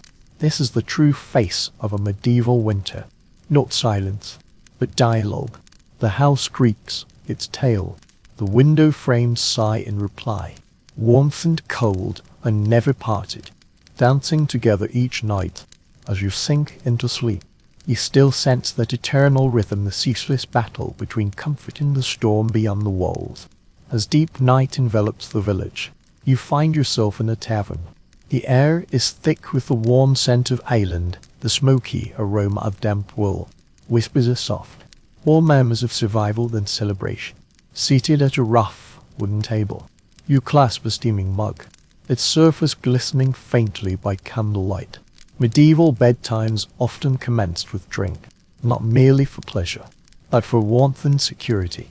Most ancient town records concur water sources were scarce. Wells either froze or became foul, streams silted with filth, making drinking water a matter of grave concern. Beer and ale, however, were boiled during brewing and stored in barrels, clean, safe, and richly mellowed in the wood, packed with warmth to sustain weary bodies through long, cold nights. You raise your cup and sip. The liquid is thick and slightly sour, offering comfort within its roughness. Ancient tavern records and household manuals note that ale was often home brewed weekly during winter. Each batch was cloudy and low in alcohol, demanding swift consumption before spoiling. The aroma of yeast and grain permeated the village, mingling with smoke wafting through doors and chimneys. For many, it was the last warm taste before sleep. An intriguing note in the London Ale Tavern Ledger reveals that ingredients recorded in household accounts served not only brewing but also nocturnal comfort. Cloves, cinnamon, and honey added to ale, warmed by the hearth, became what we now call spiced beer or hot ale, crafted to soothe the throat and banish the chill. One can almost feel it sliding down the throat, the warmth spreading deep within the chest. Historians debate the prevalence of such spiced beverages. Some argue they were luxuries for merchants and nobility, while others note that even the lower classes could obtain a little spice during winter celebrations. The truth likely lies somewhere in between. When fortune smiled, all could share in the special warmth of those evenings. Evening beverages in noble households were typically wine rather than ale, often flavored with sugar, pepper, or nutmeg. Ancient texts record servants delivering steaming cups to their masters' chambers nightly, believed to promote restful sleep. Archaeological finds of medieval kitchenware suggest these drinks were served in thick ceramic or pewter vessels to prolong warmth. Now, as you hold the cup, warmth gradually spreads through your hands, while frost crystallizes outside the window. Candlelight dances upon the swirling crimson wine within. Nobles recline by the hearth, their crimson liquid shimmering beneath the flickering flames. Certain monasteries practiced peculiar drinking customs, consuming posse, a concoction of heated milk, ale and herbs, served both as a nocturnal comfort to aid sleep and as a remedy for insomnia. Though its texture was thick and peculiar, the monks insisted it banished the chill. Chroniclers wittily remarked warm pus set soothes the demons of body and mind, banishing the hungry gods of an empty stomach. Medieval kitchenware archaeology reveals that vessels for such concoctions were typically heavy pottery or pewter, designed to prolong warmth. Now as you cradle the cup in your hands, warmth seeps gently from its rim, the roughened surface brushing lightly against your lip. Those around you find solace in this shared ritual, just as you do. 14th-century visitors to England noted with amusement the English drink much, yet not to get drunk, but to ward off the cold. Perhaps in a world without central heating, the warmth of ale or wine was as indispensable as a bonfire. Drinking was survival. Most scholars agree that drinking before bed was not merely a pleasure but a practical measure, relaxing the body, warming the blood, and easing the transition to sleep. Even children would sometimes drink watered minus down nail or warm cider before bed, a custom that blurred the line between nourishment and solace. 15th century herbal manuals record charming domestic remedies. Adding a pinch of ginger powder or honey to evening ale was said to foster sweet dreams. Whether effective or not, it conveyed an illusion of care, a small ritual of hope before the descent of long, cold nights. Now use it watching the tavern gradually empty, people finishing their drinks one by one, donning cloaks to step into the snowy night. Outside, the air is bitterly cold, yet the warmth of molten spices still stirs within your belly. The dying embers in the hearth crackle softly, staining the walls with the flickering ember of candlelight. You sip the last drop, its lingering warmth caressing your tongue, comforting not just for its heat, but for the ritual itself. Life followed its unchanging rhythm. Labor, drink, prayer, rest. The innkeeper wiped down the tables. The hearth sighed, and the wind hummed faintly through the door's cracks. Stepping into the night, the chill instantly enveloped you. Yet it felt soft and gentle, as if the warmth within had kindled a faint flame. You draw your cloak tighter, gazing up at the inky sky where distant stars flicker faintly, smoke curling from farmhouse chimneys. As folk retire to their beds, the drink still warms, and dreams descend upon the stillness. You finally understand comfort lies not in luxury, but in small warmth, a shared warm cup. The quiet moments before sleep. Night spreads over the land, the frozen earth yet suffused with the faint glow of humanity, soft as candlelight on a snowy night. Outside, the cold wind howls like a sleepless spectre, but within the barn, warmth and dim light prevail, filled with the slow, steady rhythm of life. Here you stand among the livestock, their breath forming white mist in the cold air, their warmth seeping into your skin. What sustains this corner of warmth is not the luxury of velvet or fur, but the most primal, unadorned comfort, the living warmth of another bay. Throughout the Middle Ages, most rural households depended on livestock not only for food and labor, but for very survival during the harshest winters. In many regions, the boundary between barn and dwelling was entirely blurred. Records from ancient villages in England and Scandinavia show farmhouses often incorporated cattle sheds or stables directly adjoining the living quarters. The warmth radiating from cattle, pigs, or goats penetrated the thin partitions, heating the human space beyond.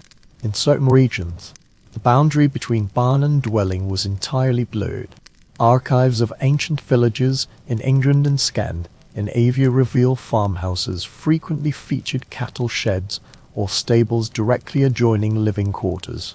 The body heat of cattle, pigs, or goats permeated thin partitions, warming the adjacent human space. A solution both practical and remarkably efficient. You draw ear to the cow, lying on her straw bed, her eyes half closed, her massive frame radiating a deep, steady warmth. The air is thick with the scent of hay, milk, and the faint tang of manure. Yet, it is a fragrance brimming with the essence of life. A child sleeps soundly nearby, wrapped in a blanket, head nestled in its mother's arm. Behind them, a goat in the pen rubs against the fence, exhaling soft breaths. Family and livestock share the same breath, the same air, the same fragile shelter. A 14th century farming manual offers a poignant note. The warmth of cattle is winter's greatest treasure.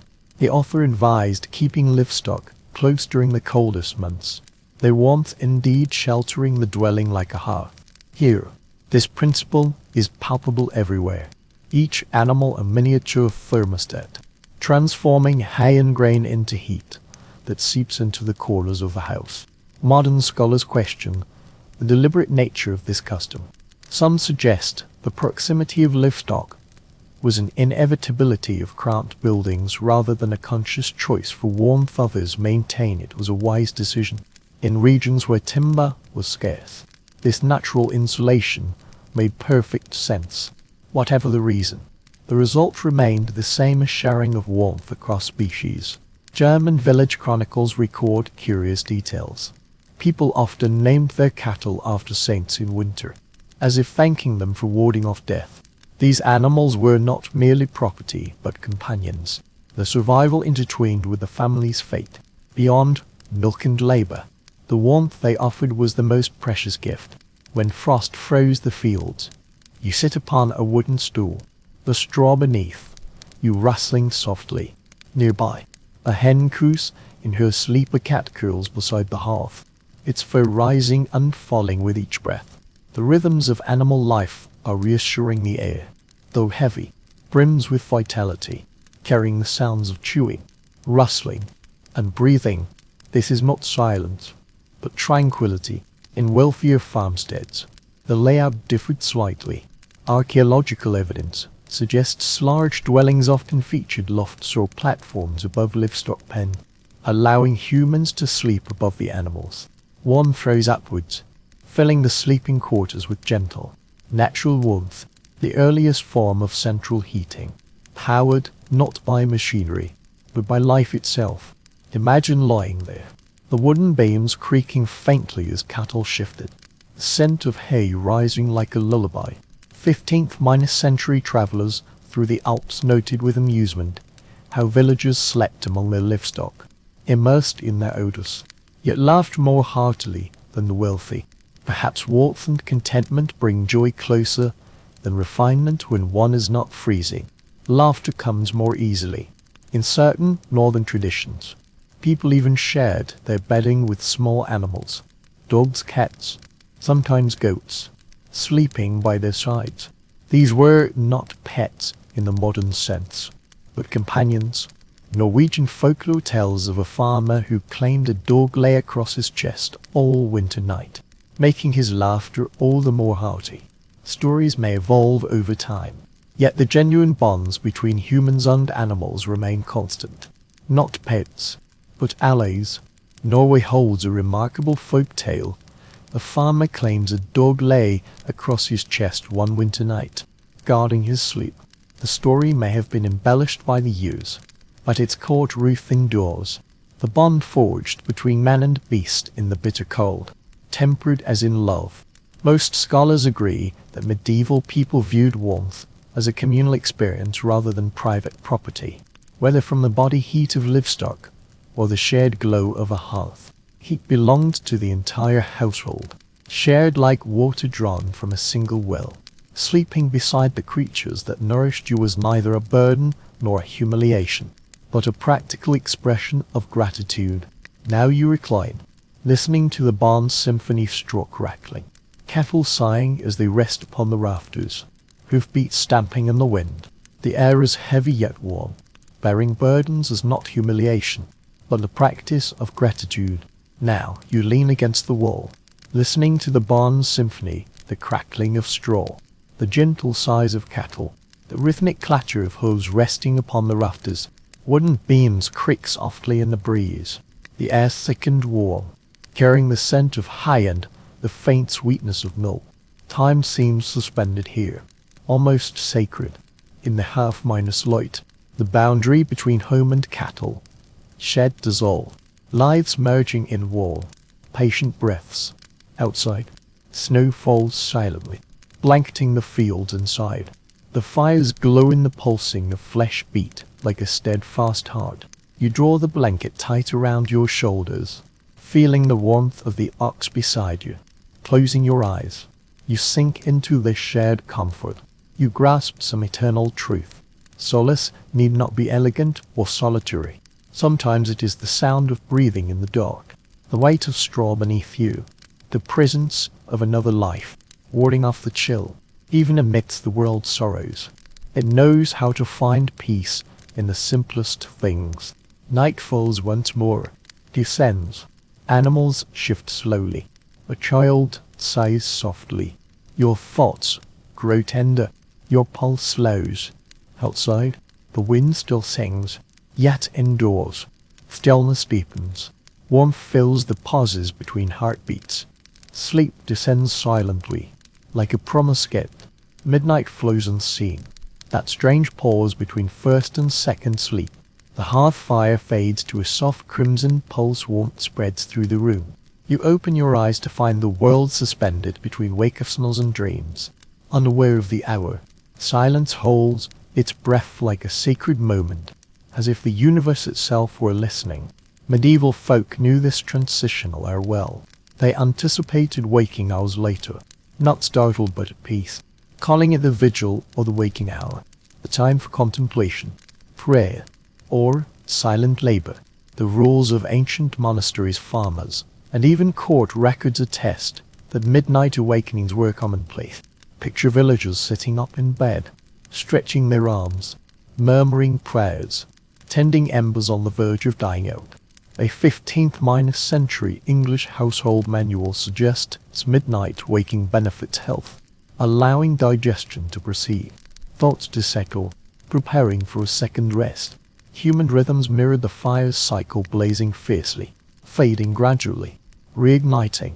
One would stir the embers with an iron rod, watching sparks rise into the darkness like stars fleeing the world. In this tranquil interlude, life proceeds unhurriedly, tending livestock, nursing infants, husbands and wives sharing warmth and conversation. Servants might venture out cloaked, gathering firewood or gazing upon moonlight spread across frozen ground. Such moments belong to the night stillness, pure and beautiful. Infants whimper, the softly couples often use this hour to warm themselves and converse. Servants, cloaked, venture out to gather firewood or gaze upon moonlight glistening on the frozen ground. This tranquil hour belongs wholly to the night.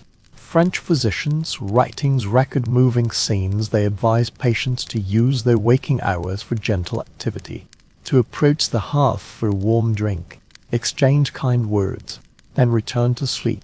The image of people pacing by candlelight is rather charming. This serene contentment embodies a harmonious coexistence with the rhythm of darkness. Scholars still debate whether the awake were in a segmented sleep pattern. Some see it as an instinctive adaptation to long winter nights. When dusk fell early and dawn came late, others believe in its spiritual roots, a balance between labor, prayer, and rest. Regardless, the stillness of midnight was regarded as natural, even essential. Picture stepping outside. The snow had ceased. The village lay silent beneath the silver moon, wisps of smoke rising from chimneys like slender streams. The world was wrapped in silence.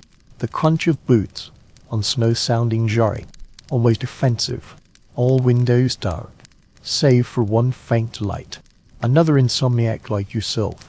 The night belongs to you. Noble residences follow the same rhythm, their rituals more solemn. The master may rise to sip spiced wine or pray in silence, recline on straw mattresses, stoke fires, or patrol the gates. A certain castle's genealogy records that guards patrolled precisely at midnight, a moment both practical and poetic when the world sleeps, the world turning gently in dreams. Medieval herbal guides note curious details. People placed specific plants by their beds to guard their dreams. Fennel for calm, valerian for sleep, rosemary for courage. The scent of crushed herbs must have filled those cramped rooms as people turned over to sleep. One can almost sense now the mingling of smoky and verdant notes, warmth and wildness coexisting. Most scholars agree that the intervals of sleep offered a gift now lost to modern life.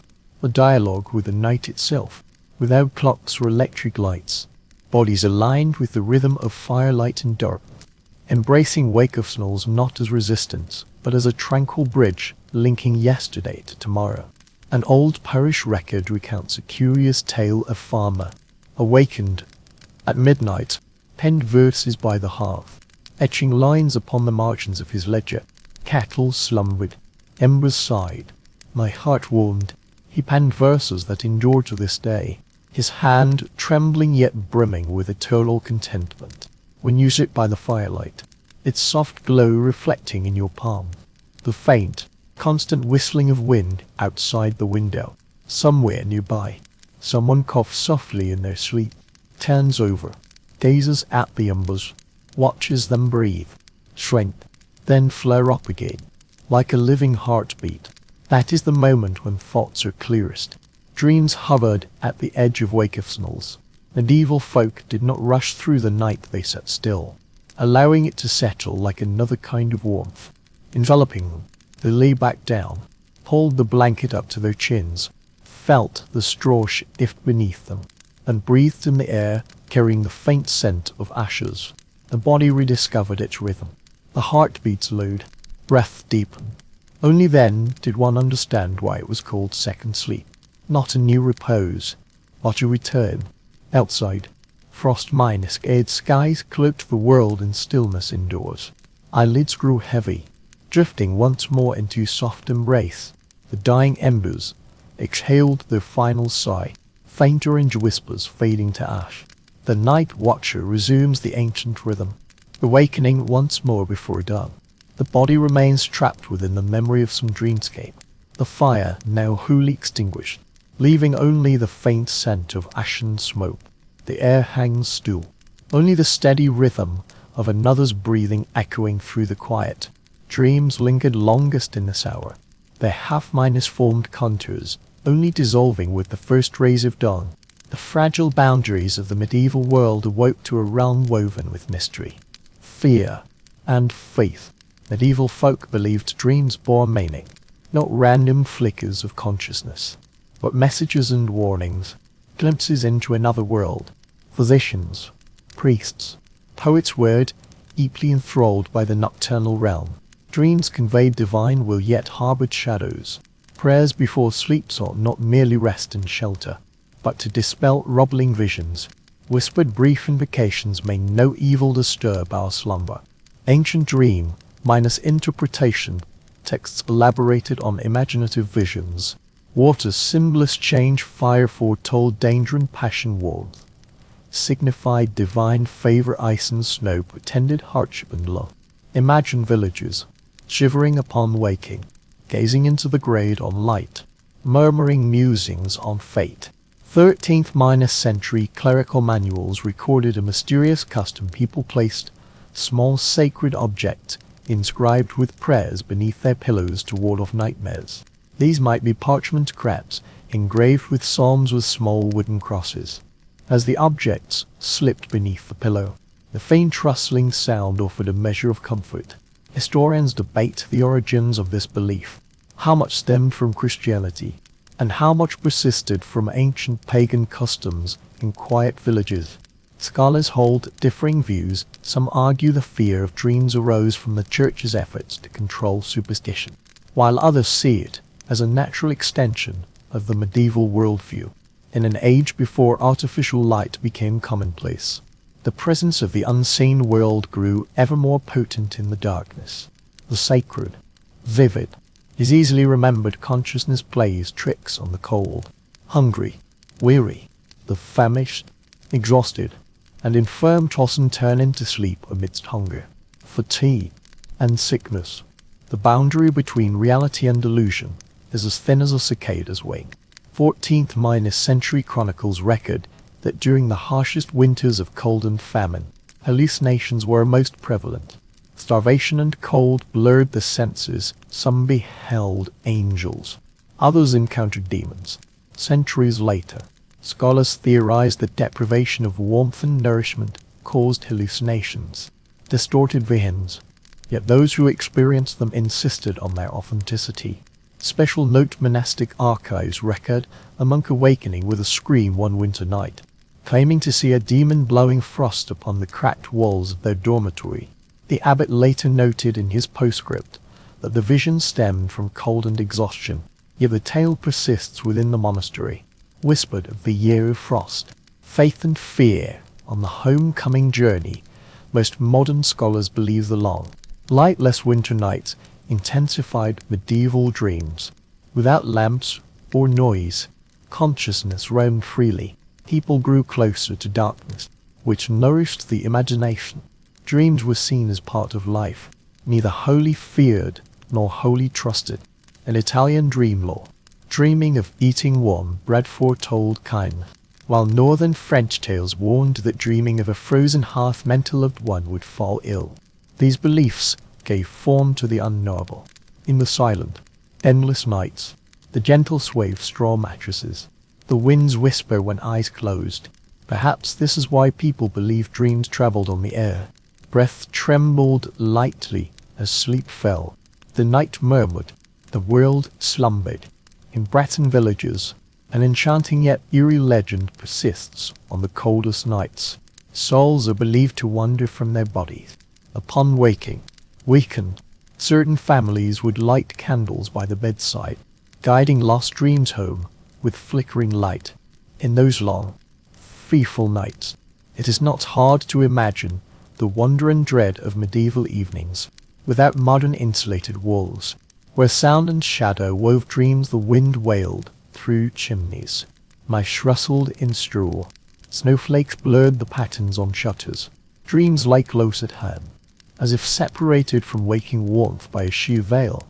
Cold and dread intertwined. Faith congealed in every breath, gazing into the hazy mist rising from the shadows.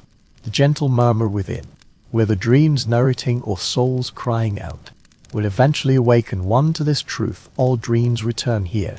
In the Middle Ages, all were equal. Peasant, noble, monk, queen, eyes closed, all entered the hazy world.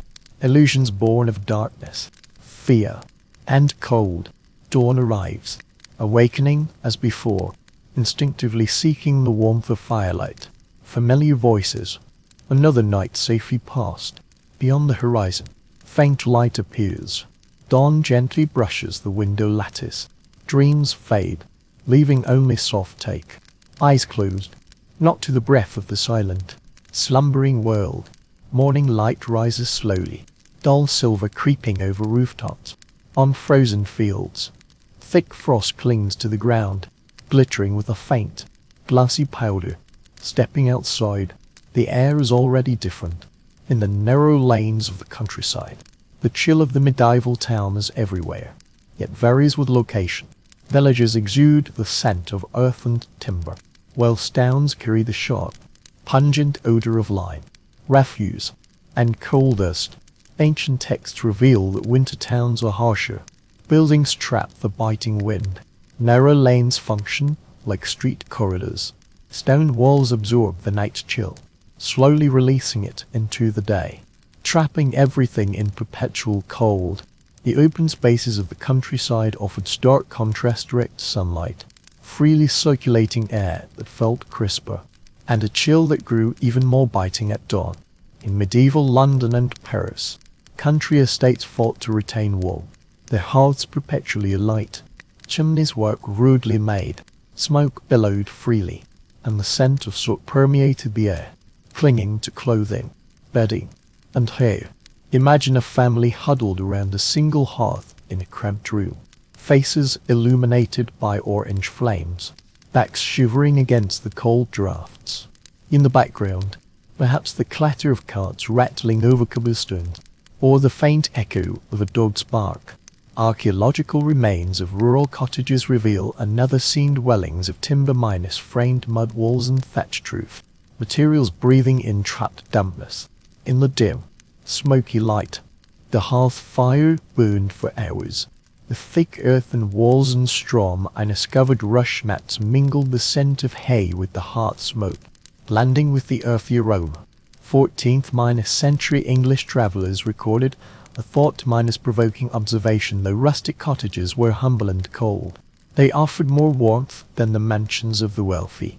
Conversations by the small hearth proved warmer than grand halls, whose soaring ceilings swallowed heat more swiftly. The rough movement of servants stoking the fire, paradoxically, offered a comforting reassurance. Historians debate which winter environment proved harsher. Some argue rural isolation and scarcity of supplies were deadly, others point to crowded, filthy cities where disease ran rampant and coal smoke polluted the air more terribly. Regardless, Survival ultimately hinged on adaptability and wealth. A curious entry in a Flemish merchant's diary holds profound meaning. He laments winter country inns where guests sleep alongside livestock, finding stone minus built dwellings more comforting. The warmth of straw surpasses the dignity of brick and tile. One could almost hear reluctant praise seeping from the mortar joints. The murmurs of the city's winter nights, the murmur of streams, the creak of window frames, the shouts of night watchmen, the distant tolling of bells marking the hour. Sleep was shallow and easily disturbed. Dreams shattered by noise and the acrid smell of smoke. The darkness of the village was more tranquil. The sounds of nature more vivid. The hooting of owls, the rustling of dry hay, the low mooing of livestock. The countryside murmurs, the city sighs. Curiously, while minus preserved city ordinances, record residents were forbidden to kindle certain fires at night, for fear of sparking conflagrations. Townspeople retired early, relying on the warmth of heavy quilts, a stark contrast to rural households who kept their hearths burning longer, wary of inspection. The faint glow of farmhouses at midnight was a small miracle in the endless darkness. Most scholars agree that environment shaped notions of comfort. Urban warmth was a paid luxury, while the countryside earned it through labor, requiring constant tending of hearths and livestock. Yet both worlds shared rituals, huddling together in woolen blankets. Collective prayers at dawn. Northern towns practiced the peculiar architectural custom of hanging heavy tapestries, serving both as decoration and windbreaks. The nightly unsaintly scenes woven into stone walls also provided insulation. Humble households adhered to the principle that simplicity is survival, hanging tapestries in doorways and stuffing gaps with straw, every fiber precious. Struggling through medieval streets, breathing in the mist, as the chill deepens, bakers open their shops, warming the alleyways with the mingled scents of bread and coal dust. People move slowly, cloaked in capes, their footsteps crunching on frost-minus-covered mud. The city reluctantly stirs, uneasily greeting daylight while winter lingers beyond its walls. Countryside glimmers faintly, dawn mists whirling over thatched roofs, frozen fields glistening in the morning light. Somewhere, a farmer chisels ice from a trophy's crimson, minus chilled hands pause briefly, exhaling white vapor, a faint smile playing upon his palms. A world of rugged authenticity, the rhythm of oath and flame, a tension easily imagined, the clamor of two realms, the stillness of stone streets, the resilience of open fields bearing the cold, the echoes of urban speech, the reverberations of countryside in the mist. Silent breaths shift the horizon. The sky first blooms with pale gold. Frost light fleetingly sweeps by. All things equal. City towers, village huts, distant hills. Frozen night flickers on Sunday. Hardship gradually fades. Sudden awakening on stone pillows and straw mats. Such warmth, so similar. Fragile dreams chase. New dawn light grows faint, lightly stroking the arm. Woolen layers, a faint prickling, restless tossing, lifting the cuff, glimpsing pale reed marks, recalling the medieval world. Knowing tiny creatures, shared bedding and straw mats. Medieval comfort was often an illusion, carefully sweeping the floor, airing the quilts. Life beneath the fabric persisted. Fleas, lice, bedbugs, companions through the night. Minus chilling ancient texts hint at these crawling companions. The morning ritual of shaking out bedding, the resigned acceptance by the hearth so minus called restful sleep, merely archaeologists' examination of medieval bedding. Records suggest straw mattresses nurtured insect nests year after year, while the feather beds and linen sheets of the wealthy were equally vulnerable to infestation. Warmth enabled sleep, yet became the perfect breeding ground. The faint tremors and subtle rustling within the fabrics kept weary bodies half-minus awake. 15th-century household records from Yorkshire reveal servants' morning routines included combing garments to dislodge insects, punitive lie hanging bedding out to sun minus dry, and fumigating walls with herbs to repel vermin. People believed the scents of lavender and mint could repel vermin. Bedrooms filled with wormwood offered a luxurious defense. A peculiar account appears in a 1379 Parisian physician's note, mentioning the application of a vinegar minus salt minus garlic paste to the scalp to expel lice. Imagine that stinging, pungent sensation, certainly preferable to the torment of persistent itching. Inventors sought solace in vain, while scholars questioned the universality of pest control. The wealthy maintained hygiene, yet nobles lamented crawling vermin. A 14th century duchess despairingly wrote, "Linen rise at night stillness is torment."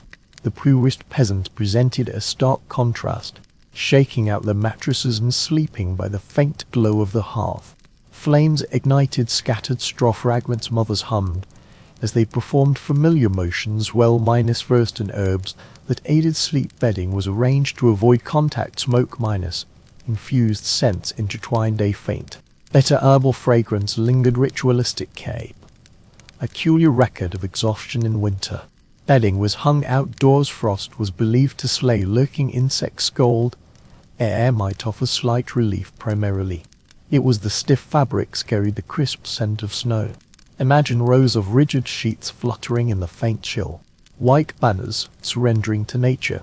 Modern scholars acknowledge medieval endurance of discomfort, viewing suffering as life's necessity. Both body and dwelling were permeable, open worlds. Insects traversed freely through smoke and cold. Survival erased troubles. Enduring tranquility. Repetition. Humorous tales. Italian monks recounted visits to monasteries. Winter complaints of lice. Watching over the night proves more effective than prayer. Dry humor, weathered through the centuries, reminds the devout they've been spared. Pulling tight the coarse blanket. Rough wool rubs against skin. The itch subsides. Warmth returns. The hearth crackles softly. Wind whispers. Straw weaves a single rhythm. Imperfect, yet sufficient. The hidden medieval life, rich yet rare. Archaeological finds in northern France reveal beds stuffed with well minus preserved straw. Magnified examination uncovers traces of potent herbs like mint and yarrow. Whoever slept here once gave their all. Small gestures offering solace. Acts of defiance against endless cold and petty indignities. Imagine exhausted bodies curled all day, knowing warmth would invite vermin. They fought sleep, bodies in perpetual struggle. Drains, however, offered peace. Summer fields, clear streams awakening life, shaking off bedcloths, murmuring prayers. They met the day. Flames flickered on walls like living things, shadows shifting. Tiny figures murmured in the dark. Invisible lives smiled eternally. Painful thought, such testifying to human resilience.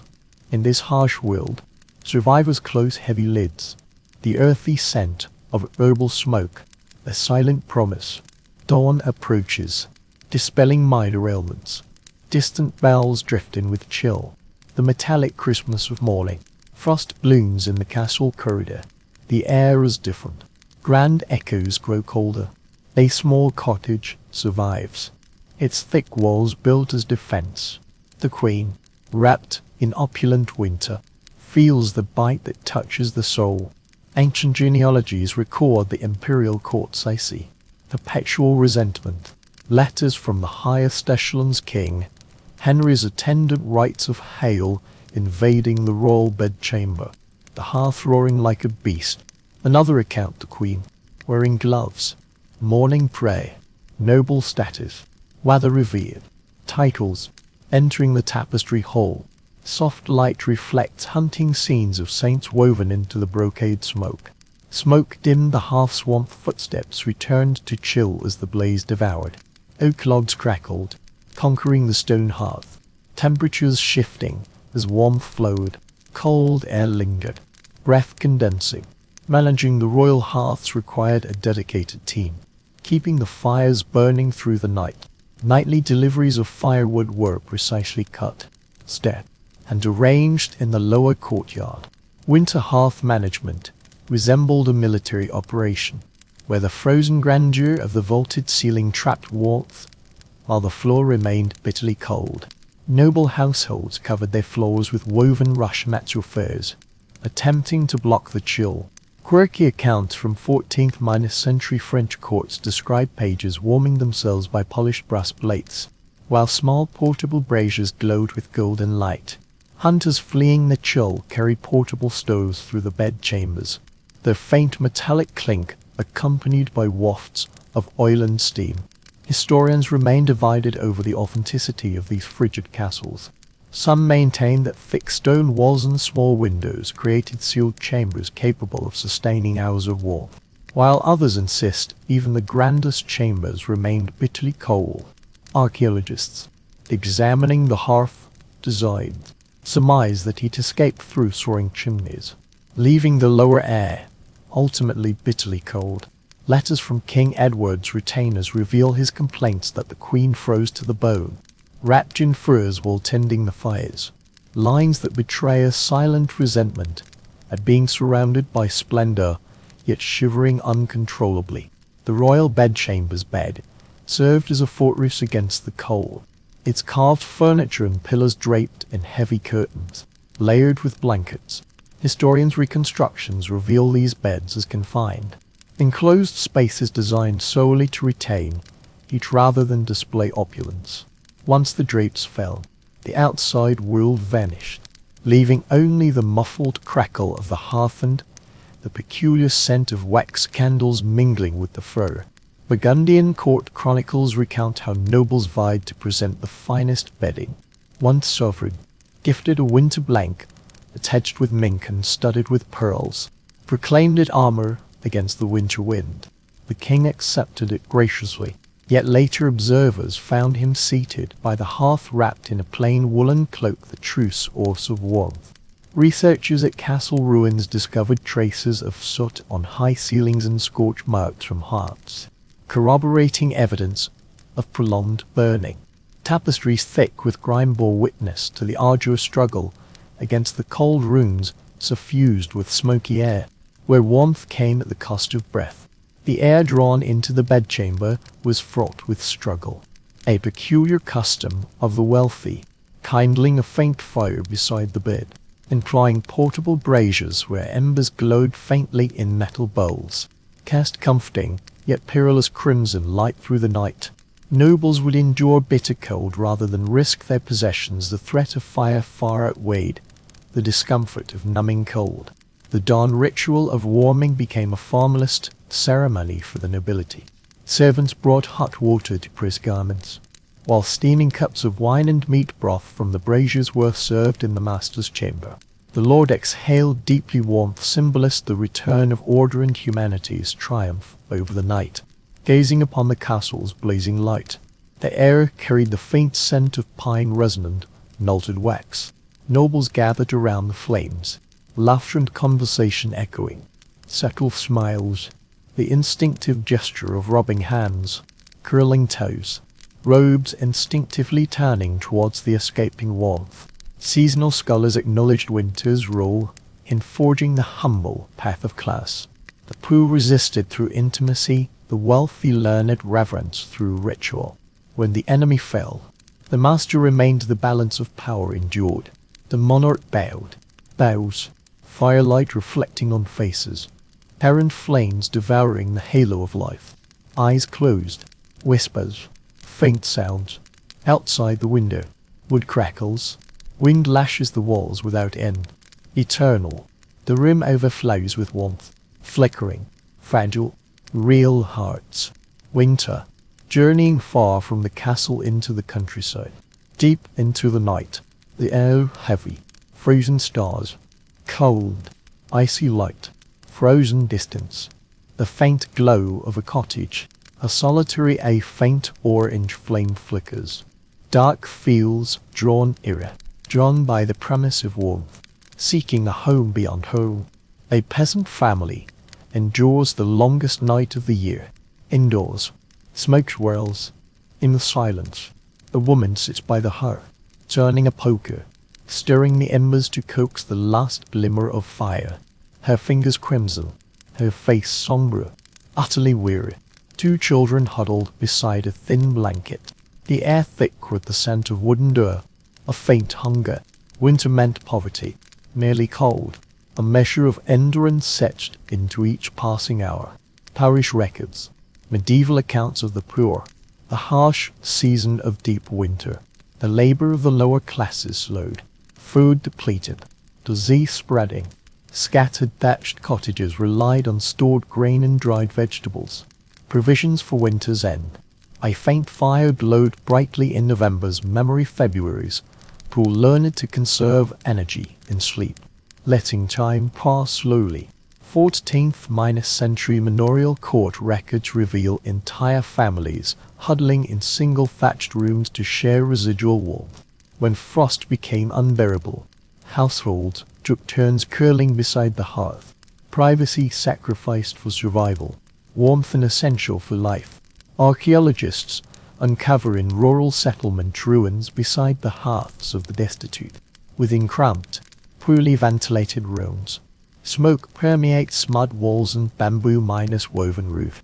Dampness lingers perpetually. Strommets cover the floor. Thatched roofs patched with rushes, cracks sealed with cloth strips and rushes. Clay walls radiating chill, sleeping with ice. The village entrance within reach. A priest's diary records visiting a widow, finding her cross-legged as the fire died, steam rising from her apron like soul-smoke.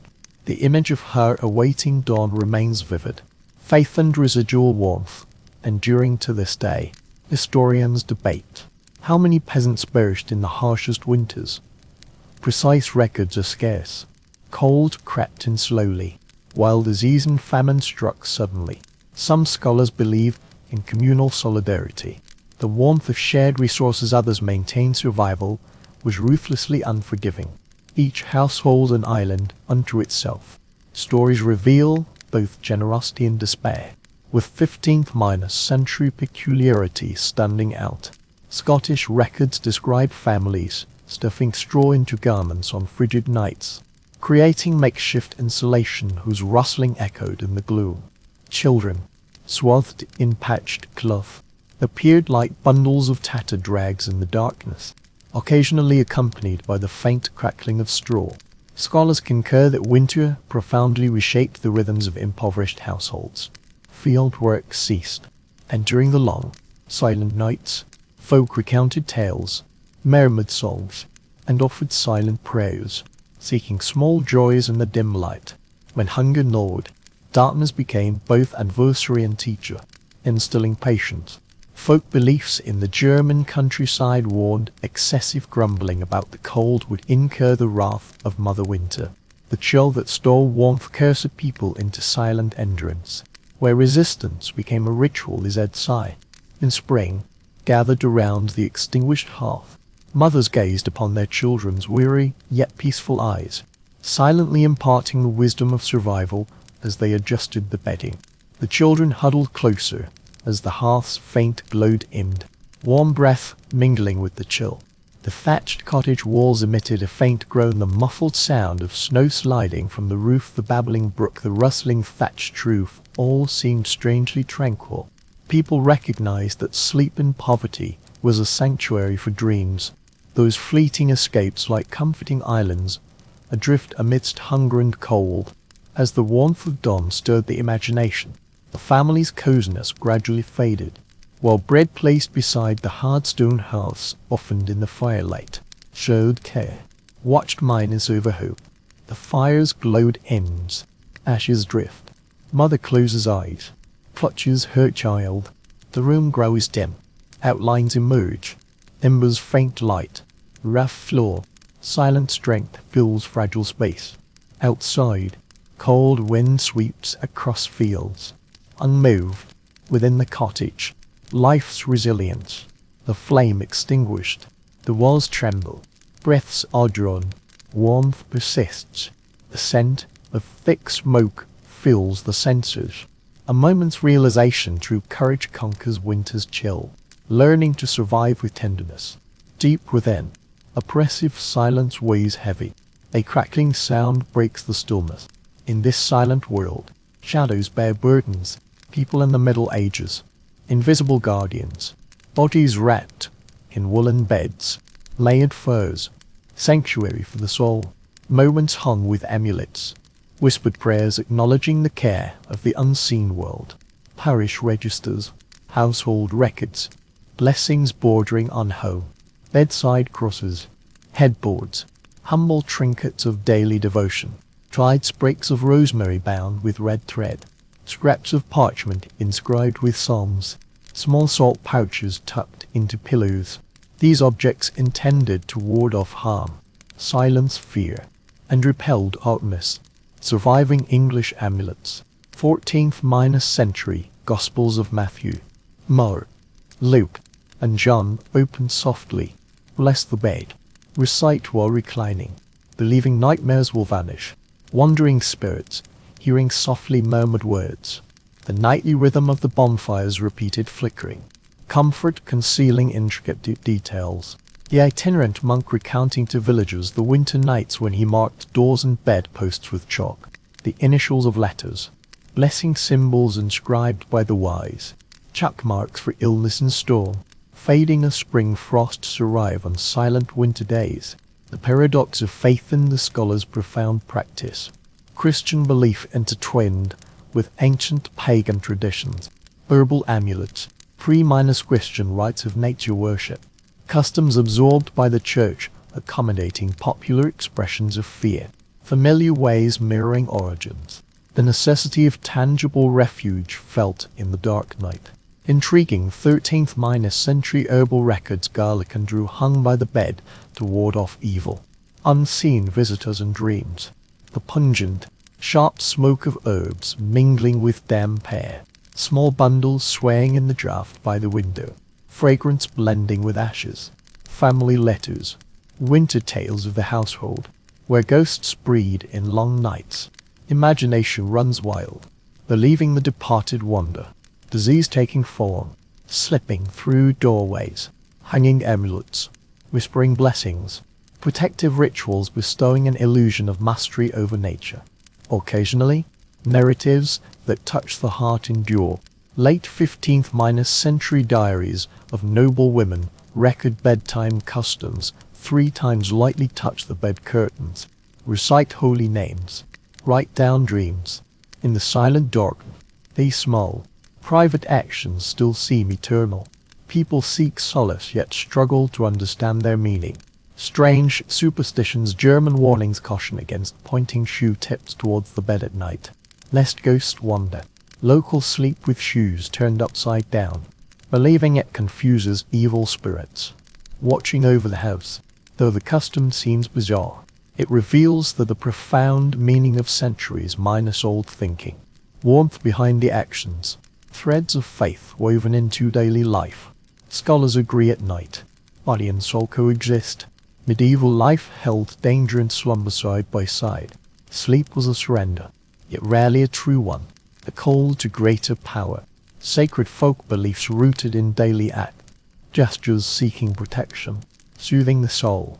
In the humblest dwellings candles were regius. Families prayed aloud as they lay down. Voices filled the darkness, gentle and steady, dispelling the night frost's dread. Rhythms passed down through generations. Mothers murmured. Children listened. Widows heard faintly. In the smoke-filled air, archaeologists discovered minute cross carvings in England's rustic cottages. Intricate crosses etched into plaster walls above beds. These rough, symmetrical marks, carved by common folk with nails or knife points, stand as small yet potent silent testimony. Imprints of faith etched into flesh and bone. Beneath flickering firelight, tiny protective charms encircle the dwelling. As winter's silence closed in, the crosses became invisible boundaries, shielding against the biting wind. Window frames and doors rattled in the drafts, shadows shifting across the walls. Imagine those ancient shapes, those fearsome presences, when calm returned, knowing the dread had been faced. A final sigh mingled with drifting embers. Tiny souls ascend seeking light, breathing herbal smoke. The scent of earth, darkness broaches. A threat, deep silence softly echoes the promise of faith. Dawn waits in the stillness where frost grows. Hear the faint crackling in the pot, the rich, strange aroma of herbs simmering on the hearth. Honey, pungent spices. Countless recipes healed medieval folk, transforming winter's hardships into remedies for disease. Death's gold thread, lurking in the chill. Delicate, old family recipes. Herbs, winter kitchen alchemy. Family minus brewed wine. Vinegar, spices, creating healing, comforting potions. Honey, pepper, cloves, widely favored. Open your chest, stir the blood, lift the wooden spoon, gaze into the pot. Thick liquid, slowly sliding down. Candle's faint glow, burning as it passes the throat. The tip of the tongue trembles slightly. Warmth within, a common household remedy. Buttermilk, blended with curdled milk. Beer, wine, and vanilla, served piping hot. Resting in bed, soothing the throat and calming the mind. Coarse in texture, sweet and sour in flavour. On bitterly cold nights, a miraculous cup. The London Widow, 1400 seconds. Mention drinking buttermilk to aid sleep. A gentle image, seated by the hearth, wrapped in blankets, breath steaming in the air. The cup's concoction an ambitious noble physician's recommendation. Simmered red wine with saffron, nutmeg, and ginger, a beverage to rouse the stomach's fire. Sweet and spicy, aromas fill the room. The first sip revives the mind. Wealthy households stocked their apothecaries with dried herbs, exotic spices arrived at seaport docks. Scholars ponder ancient remedies' essence. Honey minus garlic concoctions possess genuine antibacterial properties. Pearl powder and crushed gems form prescriptions for cold ailments. Devout sages heal through faith. Rituals of warmth in cups convey air, harboring strength. Benedictine herbals chronicle monks brewing warming potions, sage and thyme steeped in strong ale.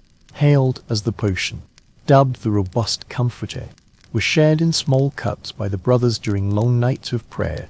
The scent of herbs filled the cold stone hall, mingling with the faint glow of candles, while the subtle sweetness of beeswax minus polished surfaces offered brief solace. Even the poorest households practiced healing rituals. Farmers simmered onion vinegar with fat to soothe coughs.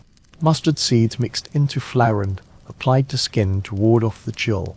These rustic remedies, tested through centuries, kept blood flowing, breath steady, and bodies alert in the depths of winter. Northern villages preserved a curious custom, baking small healing cakes filled with herbs, sometimes shaped into crosses, to be eaten at the sickbed to dispel the lingering frost of late spring. The baking aroma drifts, concealing solace. Minor ailments, though, prove inevitable. Archaeologists uncovered traces dried herbs, spices, pottery shards, half remnants, evidence of rituals. Warmth therapy transcended social strata. Scarce ingredients were improvised. Travelers' notes from the 1300 seconds describe shepherds boiling pine needles with honey to brew a chest minus, healing nighttime drink, consumed between meal, sparing flocks from the death wind. Scholars acknowledge medieval medicine, though primitive, held humanity, faith and observation, merged with a fierce will to survive. Formulas were small victories, failures, and helplessness offered hope. The greatest remedy are captivating, if slightly sombre. Superstition claiming bodily warmth, a divine gift, never to be squandered. Believing cooling the body an original sin, perhaps a sacred the tending of embers. Warming potions and herbal broths, fragrant sweet wines, guarding health and soul. A spoon scoops a ladle if you will. Steam rises from the pot, drifting like a soft white ghost through the room. A warmth of sweetened bitter intertwines, as the cold wind rattles the window panes. The air humming with the breath of life. Sip the hot liquid, Its gentle, slow transmission bringing instant comprehension of tranquility. The empty cup from ancient remedies lingers warm. The body still remembers, reaching out to touch the extinguished fire, feeling the pulse beat. Skin breathe, peaceful dreams. Fear isn't rubbled, yet chill still threatens. Creatures retreat into stillness. Soft strength, warm care.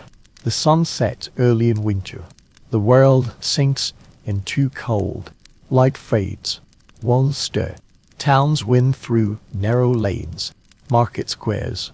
Stalls remain open despite the biting wind. Air thick with smoked roasted nuts. Damp wool. Winter markets abound. Warmth of survival traded. Old town ledgers. Guild records. Medieval market transformations.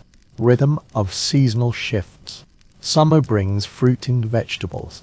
Vibrant fabrics. Winter brings timber, wool, candles, and remedies against the cold. Vendors hawk their wares. The scent of goods steaming. The frozen air lies like a blanket. Fine Flemish wax burns cleanly. Iron cauldrons and stove. Hope is visible in the market's transactions. Sects shuffle along the stove. Merchants, boots sliding on the frozen flagstones. Echoes reverberate. Clatter of pots and pans. Carts coughing. Horses neighing. Winged coils like serpents round the square. Saws growl hoarsely, with minor splitting ribbons beat. Hammers strike metal. Blacksmith forge nails and hinges in the bitter wind, guarding homes securely.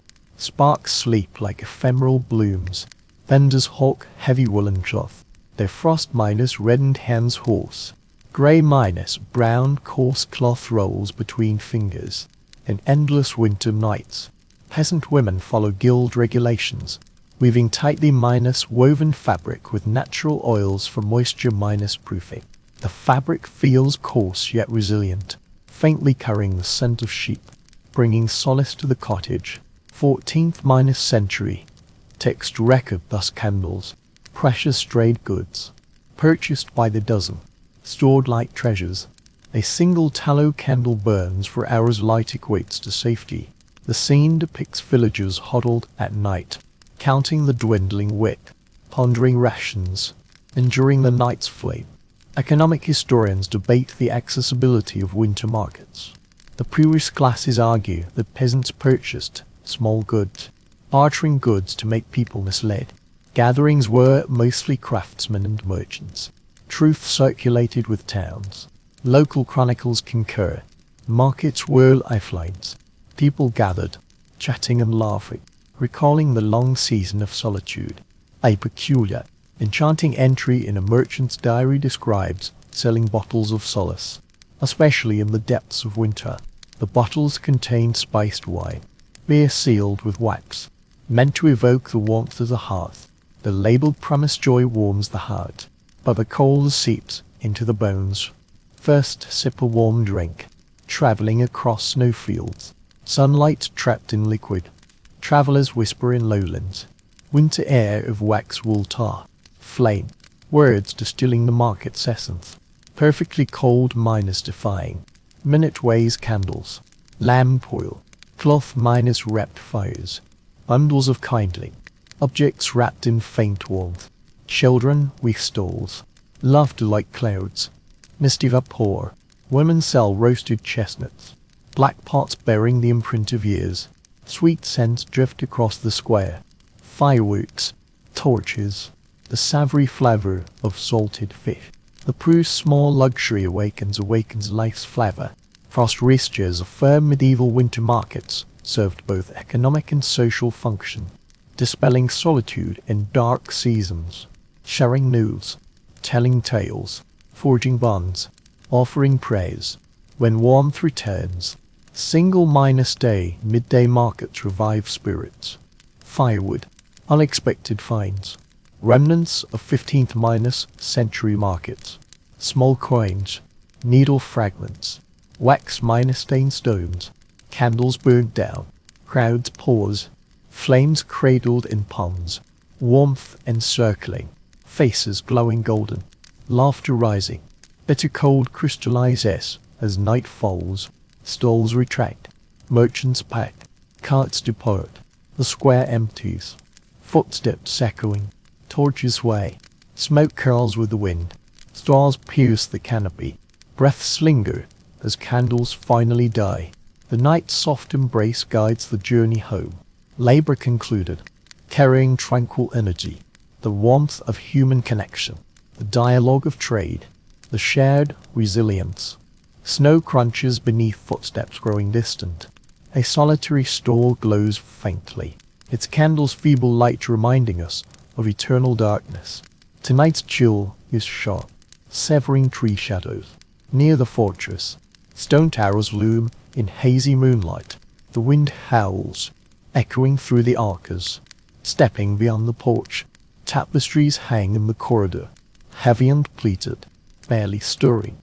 Cold air sweeps through the hall. The scent is of icy stone, damp wool, and smoke. Distant fires glows. Wells, wealth, silence, winter. The ancient castle is described, praised for its strength, scale, and beauty. Mention is made of the bitter cold, of records, of families, of nobility. Descriptions persistently lament the frozen halls, dripping walls, and icy floors that numb the feet. The castle symbolizes power, enduring the January winter's torment. The air hangs still, cold echoing like breath. Architectural evidence shows the castle designed for both defense and comfort. Thick walls, insulated windows narrow as arrow slits, lightened, heat escaping with the flames. Cold seeps through the arched gaps, stone staircases and corridors. A roaring hearth in the hall's center. Stinging fingertips dread the fire's embers as chill devours the royal edifice. Records note servants scattering reed mats upon the floor to absorb damp and dust. The mingled fragrance of herbs, calamus and sweet flag, keeps the air fresh, offering softness and warmth. Night's gold creeps from the floor, firm ice-covered beds. Peculiar detail.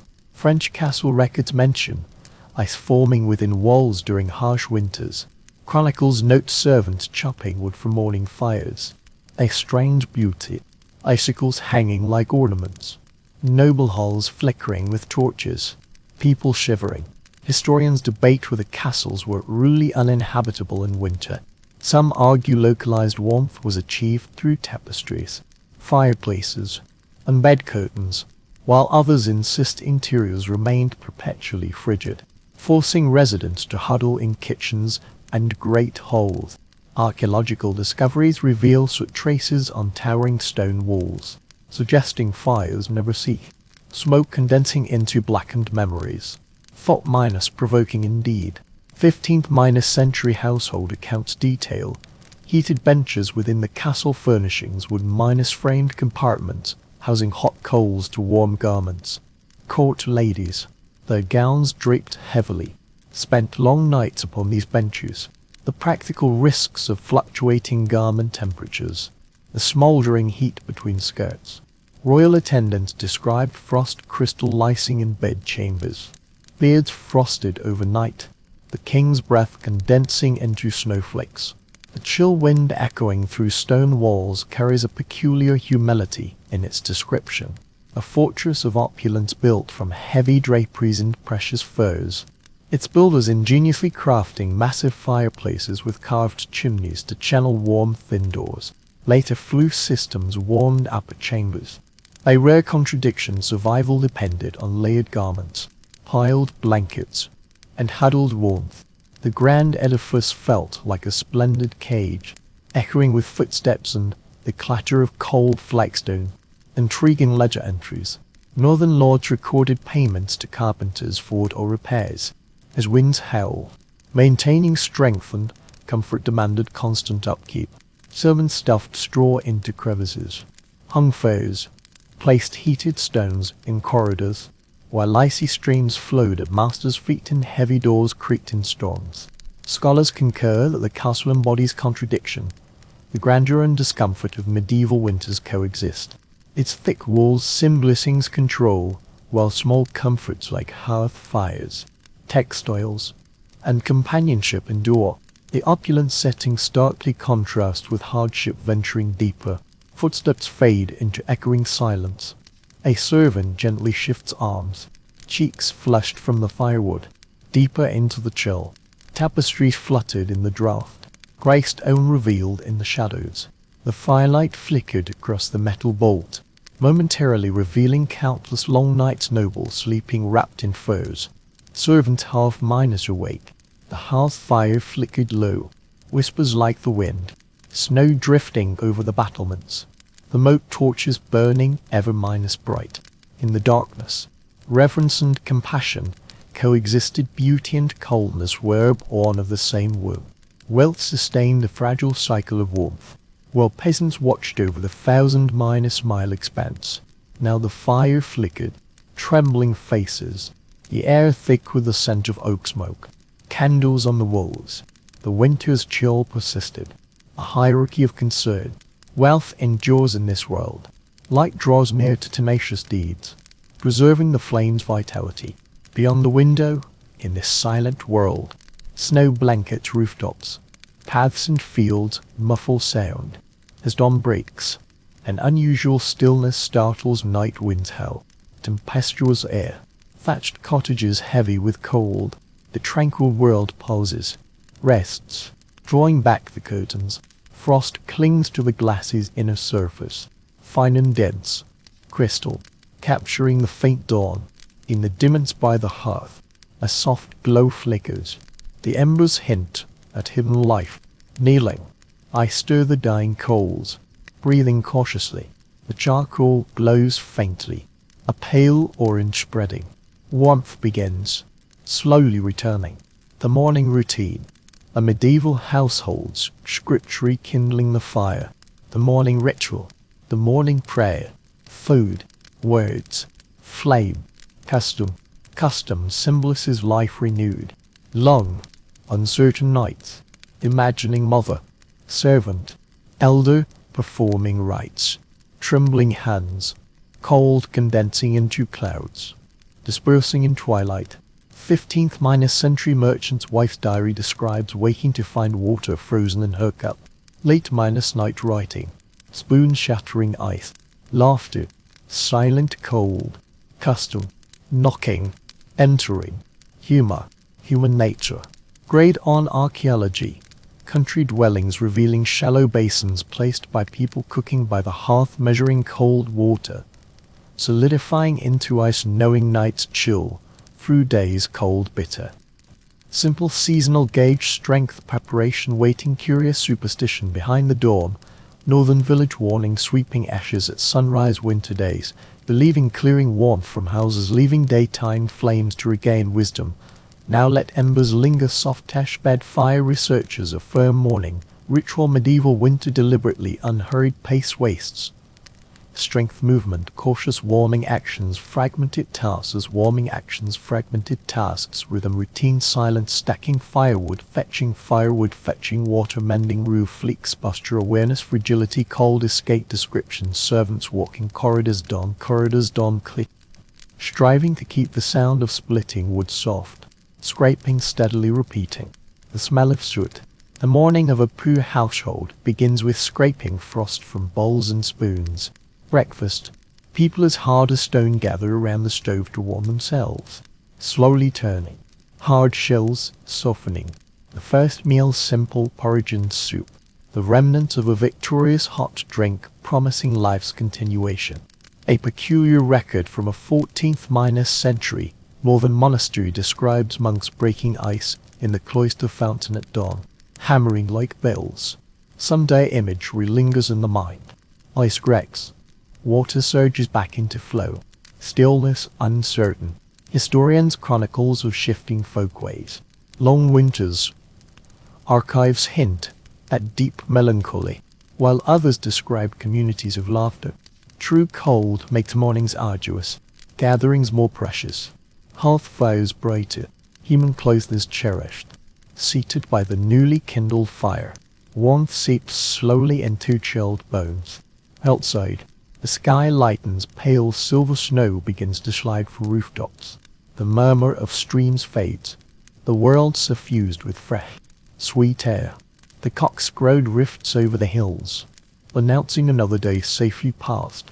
The traveller's diary from 1385 records the sound of snow falling upon the roof, listening intently at dawn to the house's breath, understanding the weight released by the night. The morning light grows steadily brighter, the chill gradually retreating. The frost upon the window begins to melt, droplets tracing lines upon the glass. Sitting quietly for a moment, hands clasping a warm bowl of soup, the flavour of the broth, neither too salty nor too bland, is pure. Life stirs in the dimly lit room, almost believing in spring.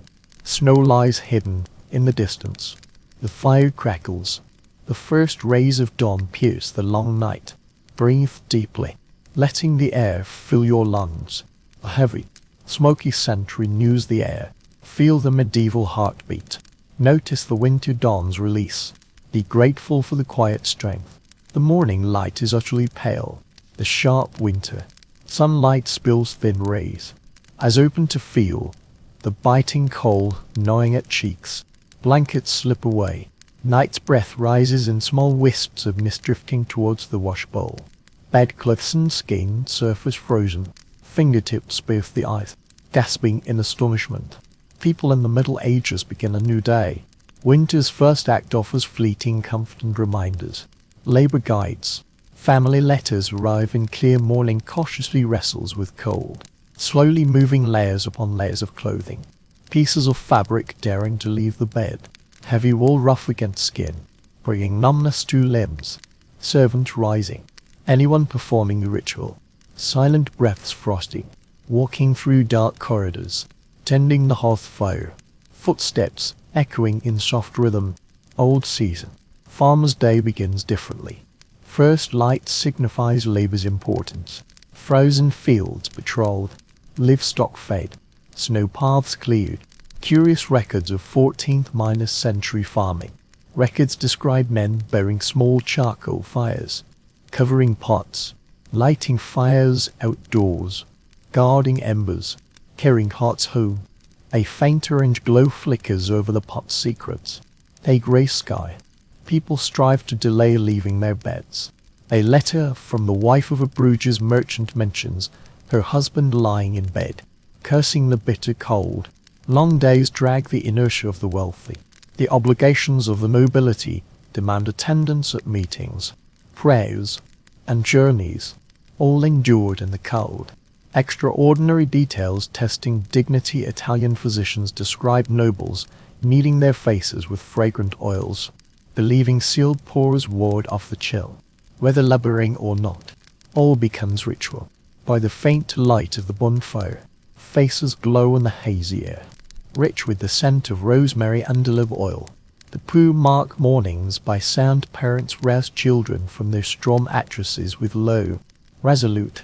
The youngest child, half minus asleep, laced with thin layers of clothing, kindling ignited life smoke, filling the room. Settled smoke coiled around the rafters. Breakfast was thin porridge and left-over broth, eaten with trembling hands. Cold brought pleasure. Warmth was essential to transform energy. The morning light feared by historians. The night debated by the lucid in the cold hours. Warmth was hardest to endure in winter's depths. Believing in the morning's quiet optimism to reset each day's struggle. True dawn's hardship proves survival's peculiar habit. Monastery chronicles record monks washing faces with ice minus cold water. An act of humble discipline. The abbot wrote bodies awaken while souls remain cold. Imagine icy water lapping weary skin. A fleeting clarity. A ritual purification. Hands warm by the stove. Bread thaws. Household chores restart. Dozens of chimneys send faint smoke rising. The air proclaims the world's awakening. The scent of firewood drifts through towns and villages, revealing the extraordinary within constant warmth. The courtyard chronicles households' refuse to speak of the morning's fierce flame. Angry words extinguish hearth fires. Regulations bring an eerie warmth. Fragile emotions require caution. Scholars acknowledge the medieval dawn's rhythm. Gratitude, disguised as daily routine. Kindling fires, dressing, breaking ice to wash faces. a silent celebration. The cold sharpens life, sedge hot soup and warm lighted on the floor, holding the wall of standing, stretching, the faint hitch of skin, cold feet, the hearth fire burning, warm light climbing walls. Dawn's first light enters the room, pale gold illuminating frosted window panes. The long day ahead, one thrill. Outside, snow crunches beneath footsteps. Somewhere, a cock crows. A dog barks in reply. Faint echoes. The world awakens. Trembling night. Silent embers. Breaths gentle. Heart chambers. Morning child dissipates. Day begins. Action. Struggle. Silent courage. Rising. Face frosted. Keep moving. Breathe slowly. Watch breath vanish. Light descends. Daylight commences. Trudging forward. Warmth survives. Crawling slowly. Fleeting pallid night. Time weighs heavy. Rhythm thickens. Life slows. Medieval folk knew winter's grip, and during cold seasons labor ceased in the field. Journeys grew powerless. The world turned inward, mending time, telling tales, waiting for the manor's chronicles. The monasteries' calendar. The harsh winter months described the pious slowness. Peasants mended tools. Women spun thread.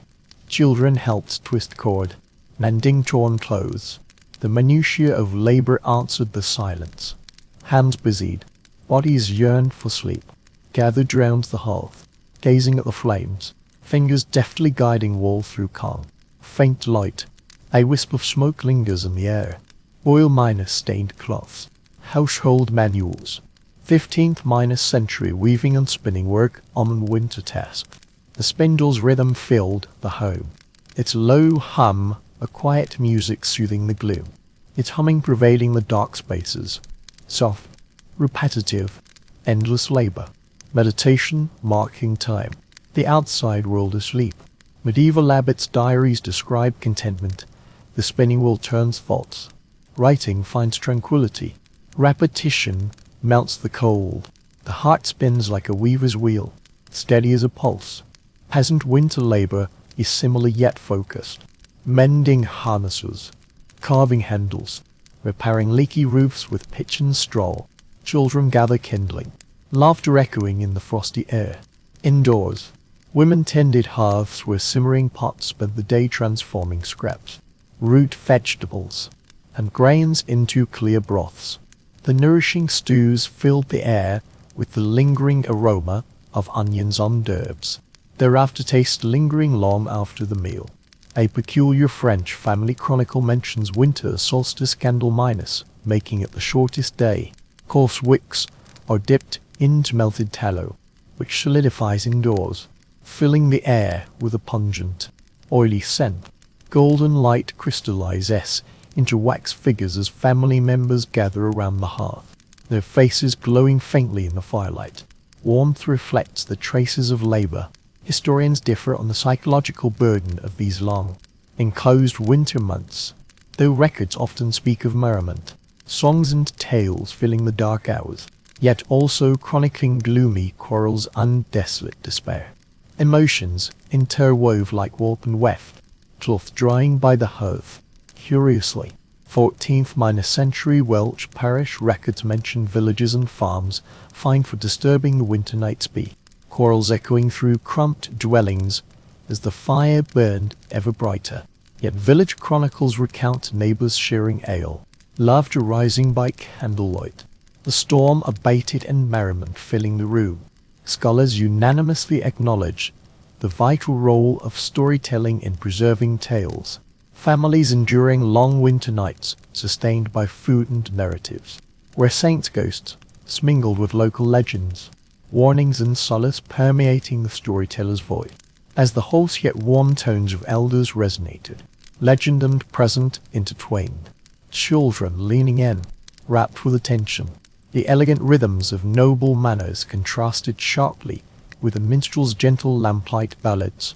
Moral fables resonate, harp and voice intertwined, flames crackling, rich candles burning, fires draped. Night minus time tales seemed smaller, Intriguing discoveries. 15th-century ledgers record young boys reading aloud. Servants in noble houses. Simple tasks. Soft recitations. Evening hours spent embroidering. Writing letters. Listening. Listening to voices. Warmth touches. Equally felt. Monastic winter nights. Filled with silence.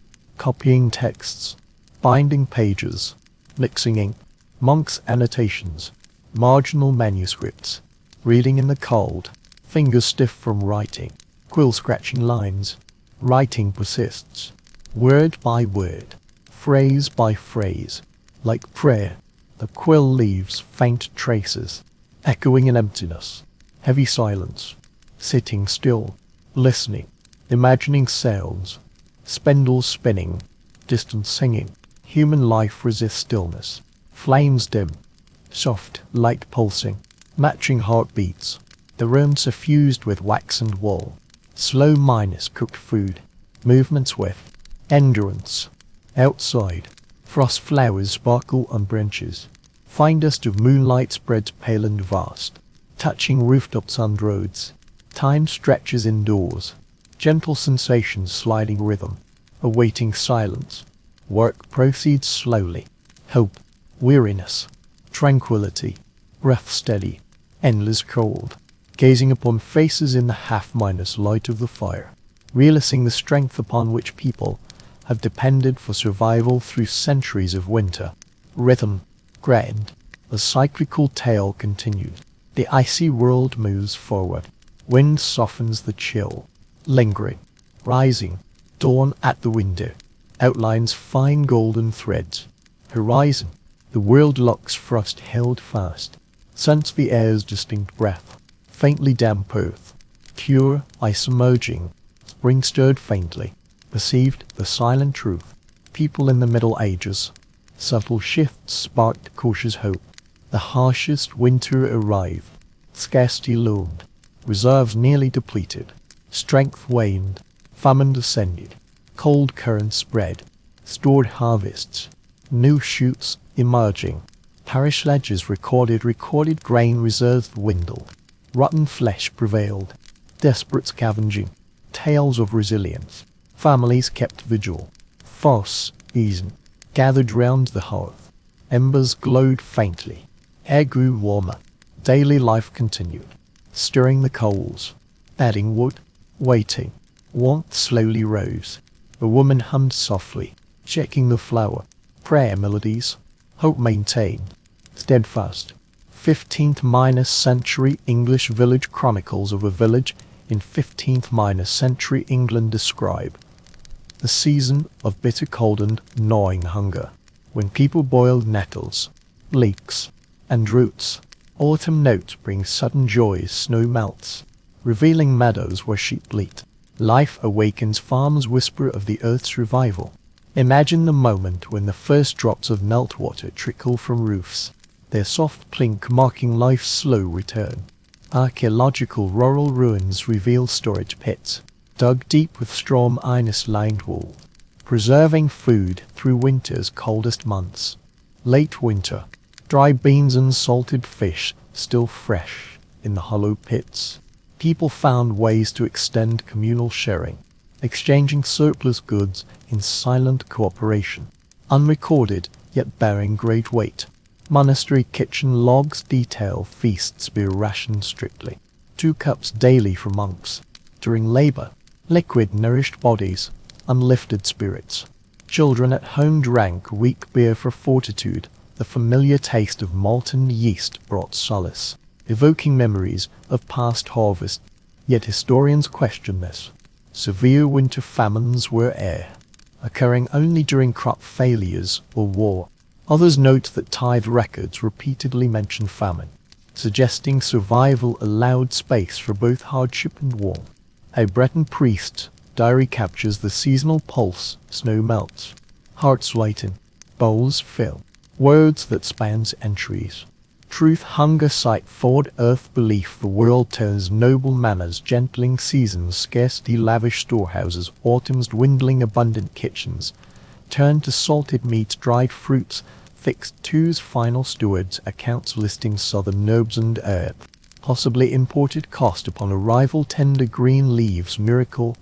The grey garden begins to stir early monks guarded seedlings with strong Inus glassed oaxing life from the earth. The chronicler of Westminster Abbey wrote, seeing the first sprig of parsley remember, God governs time a smile, pure faith, proof of grace. Grace scholars agree winters, and shaped the Middle Ages people learned to wait, measure the changing days, and the first signs of abundance, the sound of returning birds. Ice minus crevasse streams flowing, smoke rises from burning with the finer the kindling, the more evident the renewal. The ancient customs of the land are strange yet tender. Small wreaths of green ivy hang upon the door in the thawing season. The family summons, leaving a branch on the tree as a token. When true leaves sprout, children gaze at their mothers hanging wreaths, drowsy eyes slightly misty, saps will stepping outside, boots touch ground where snow softens, wind whips mud, water murmurs softly, ice stings the skin, mist rises from the horizon, fields glow faintly, gradually intensified, silver minus gold-etched winter. People wait, hungry, patient, silent faith. Warmth returns, hearth fires rise, smoke mingles, soil falls slightly, deep breaths, cold promises, air coldest, near the earth, soul sleeps long, frost traces linger, mottled shadows, fields last breaths, long winter mornings piercing, night oftened, window frames gold minus grey, air carries forgetfuls, damp earth, wood smoke faintly sweet, thawed grass, stepping out, first moon, listening to birdsong, fragile hesitation, the world ray learns speech, medieval climate shifts, spiritual turning point set, gratitude cautiously welcomes warmth, knowing the gift sparrow, melting snow brings mud, disease, floods, village chronicles describe joy, labor begins, who turns frost, forgetting names, the farmer writes, sea smiles, gasps for breath, labor revives, someday, homecoming, passing seasons, air light, mattresses aired, straw replaced, window panes slightly open, welcoming the breeze, the first true warmth, smoke minus stained sweat, renewal, women shaking out bedding, courtyard curtains, wind crackling, fading, lost energy, parish calendar, week upon week, ritual cleansing sweeping ashes from hearths, polishing floors, wiping walls clean, banishing dampness, prayers for health, bodies etched with toil, monastic life synchronized with Lent fasting, contemplation, nature's echoing mirror, by homecoming to simplicity. Both peasant and noble felt the wonder of bodies and earth awakening. 15th century English household manuals recorded, on the first warm day, open windows to let air surge through the house, dispelling ghosts from the cold. Imagine swift winds through narrow corridors, curtains fluttering. After deep breaths, spiritual energy arrives with the breeze. Symbolic act, scary meaning, fresh air signifies hope. Historians doubt winter customs shift abruptly, spring norms gradually emerge. Evidence shows the purists truly cease work. Debates over labor patterns mark late winter, early spring as a restlessness transcending class, where flesh and spirit awaken, unable to conceal their yearning for warmth. A peculiar custom is recorded in southern France, where villagers kindle small fires, and bonfires blaze across the fields at dusk, calling for the sun's return. As the smoke rises and the light dims, hundreds of candles are offered to the heavens. This ancient ritual, deeply rooted in human nature, expresses gratitude, longing, and liberation. The season of abundance signifies action. Nobles and lords set out on inspection tours, hosting feasts across their domains to celebrate the melting snow. Burgundian stewards' letters detail falcon hunts traversing forests where frost minus bitten air chills the air, horses' breath steaming like spirits returning. Imagine the laughter of lively outings echoing through woods. Villages dormant for months come alive at spring markets, bustling with fresh eggs, green leaves, and bustling dairy stalls. Chronicles depict the earth smiling through muddy farmers led their livestock back to barns. Children frolic by thawing streams while peasants discuss sowing. A peculiar note in the German agricultural manual cautions, sowing requires patience, beware false spring in land, kissed twice by frost. This eternal natural law warns that when festive seasons arrive, one must guard against the final chill. Scholars recognize the rhythm of winter's transition to spring, while medieval harvest festivals celebrated the mystery of life's cycle. Months of silent endurance yield reward, as chroniclers in Flemish monasteries precisely observe. Cold imbues all things with flavor. Benevolent strolls across meadows. Snow blankets the yielding earth. Streams flow into brook. Bright windows carry wood smoke on the breeze, and the earth's bells resonate. Dawn's faint light seeped through walls, damp air condensing droplets upon them. The scent of baking bread filling the air. Children's laughter chasing cats echoing across the floorboards.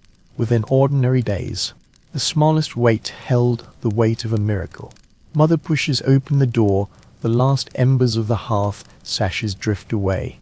The crisp hair pausing briefly, she looks up at the sky, a faint smile touching her lips, her hands crept, her back bent, yet possessing a pure, unshakable certainty. The breath of survival carries the sharpness of early spring, the warmth within her chest tender and fleeting, dreams forged in lung.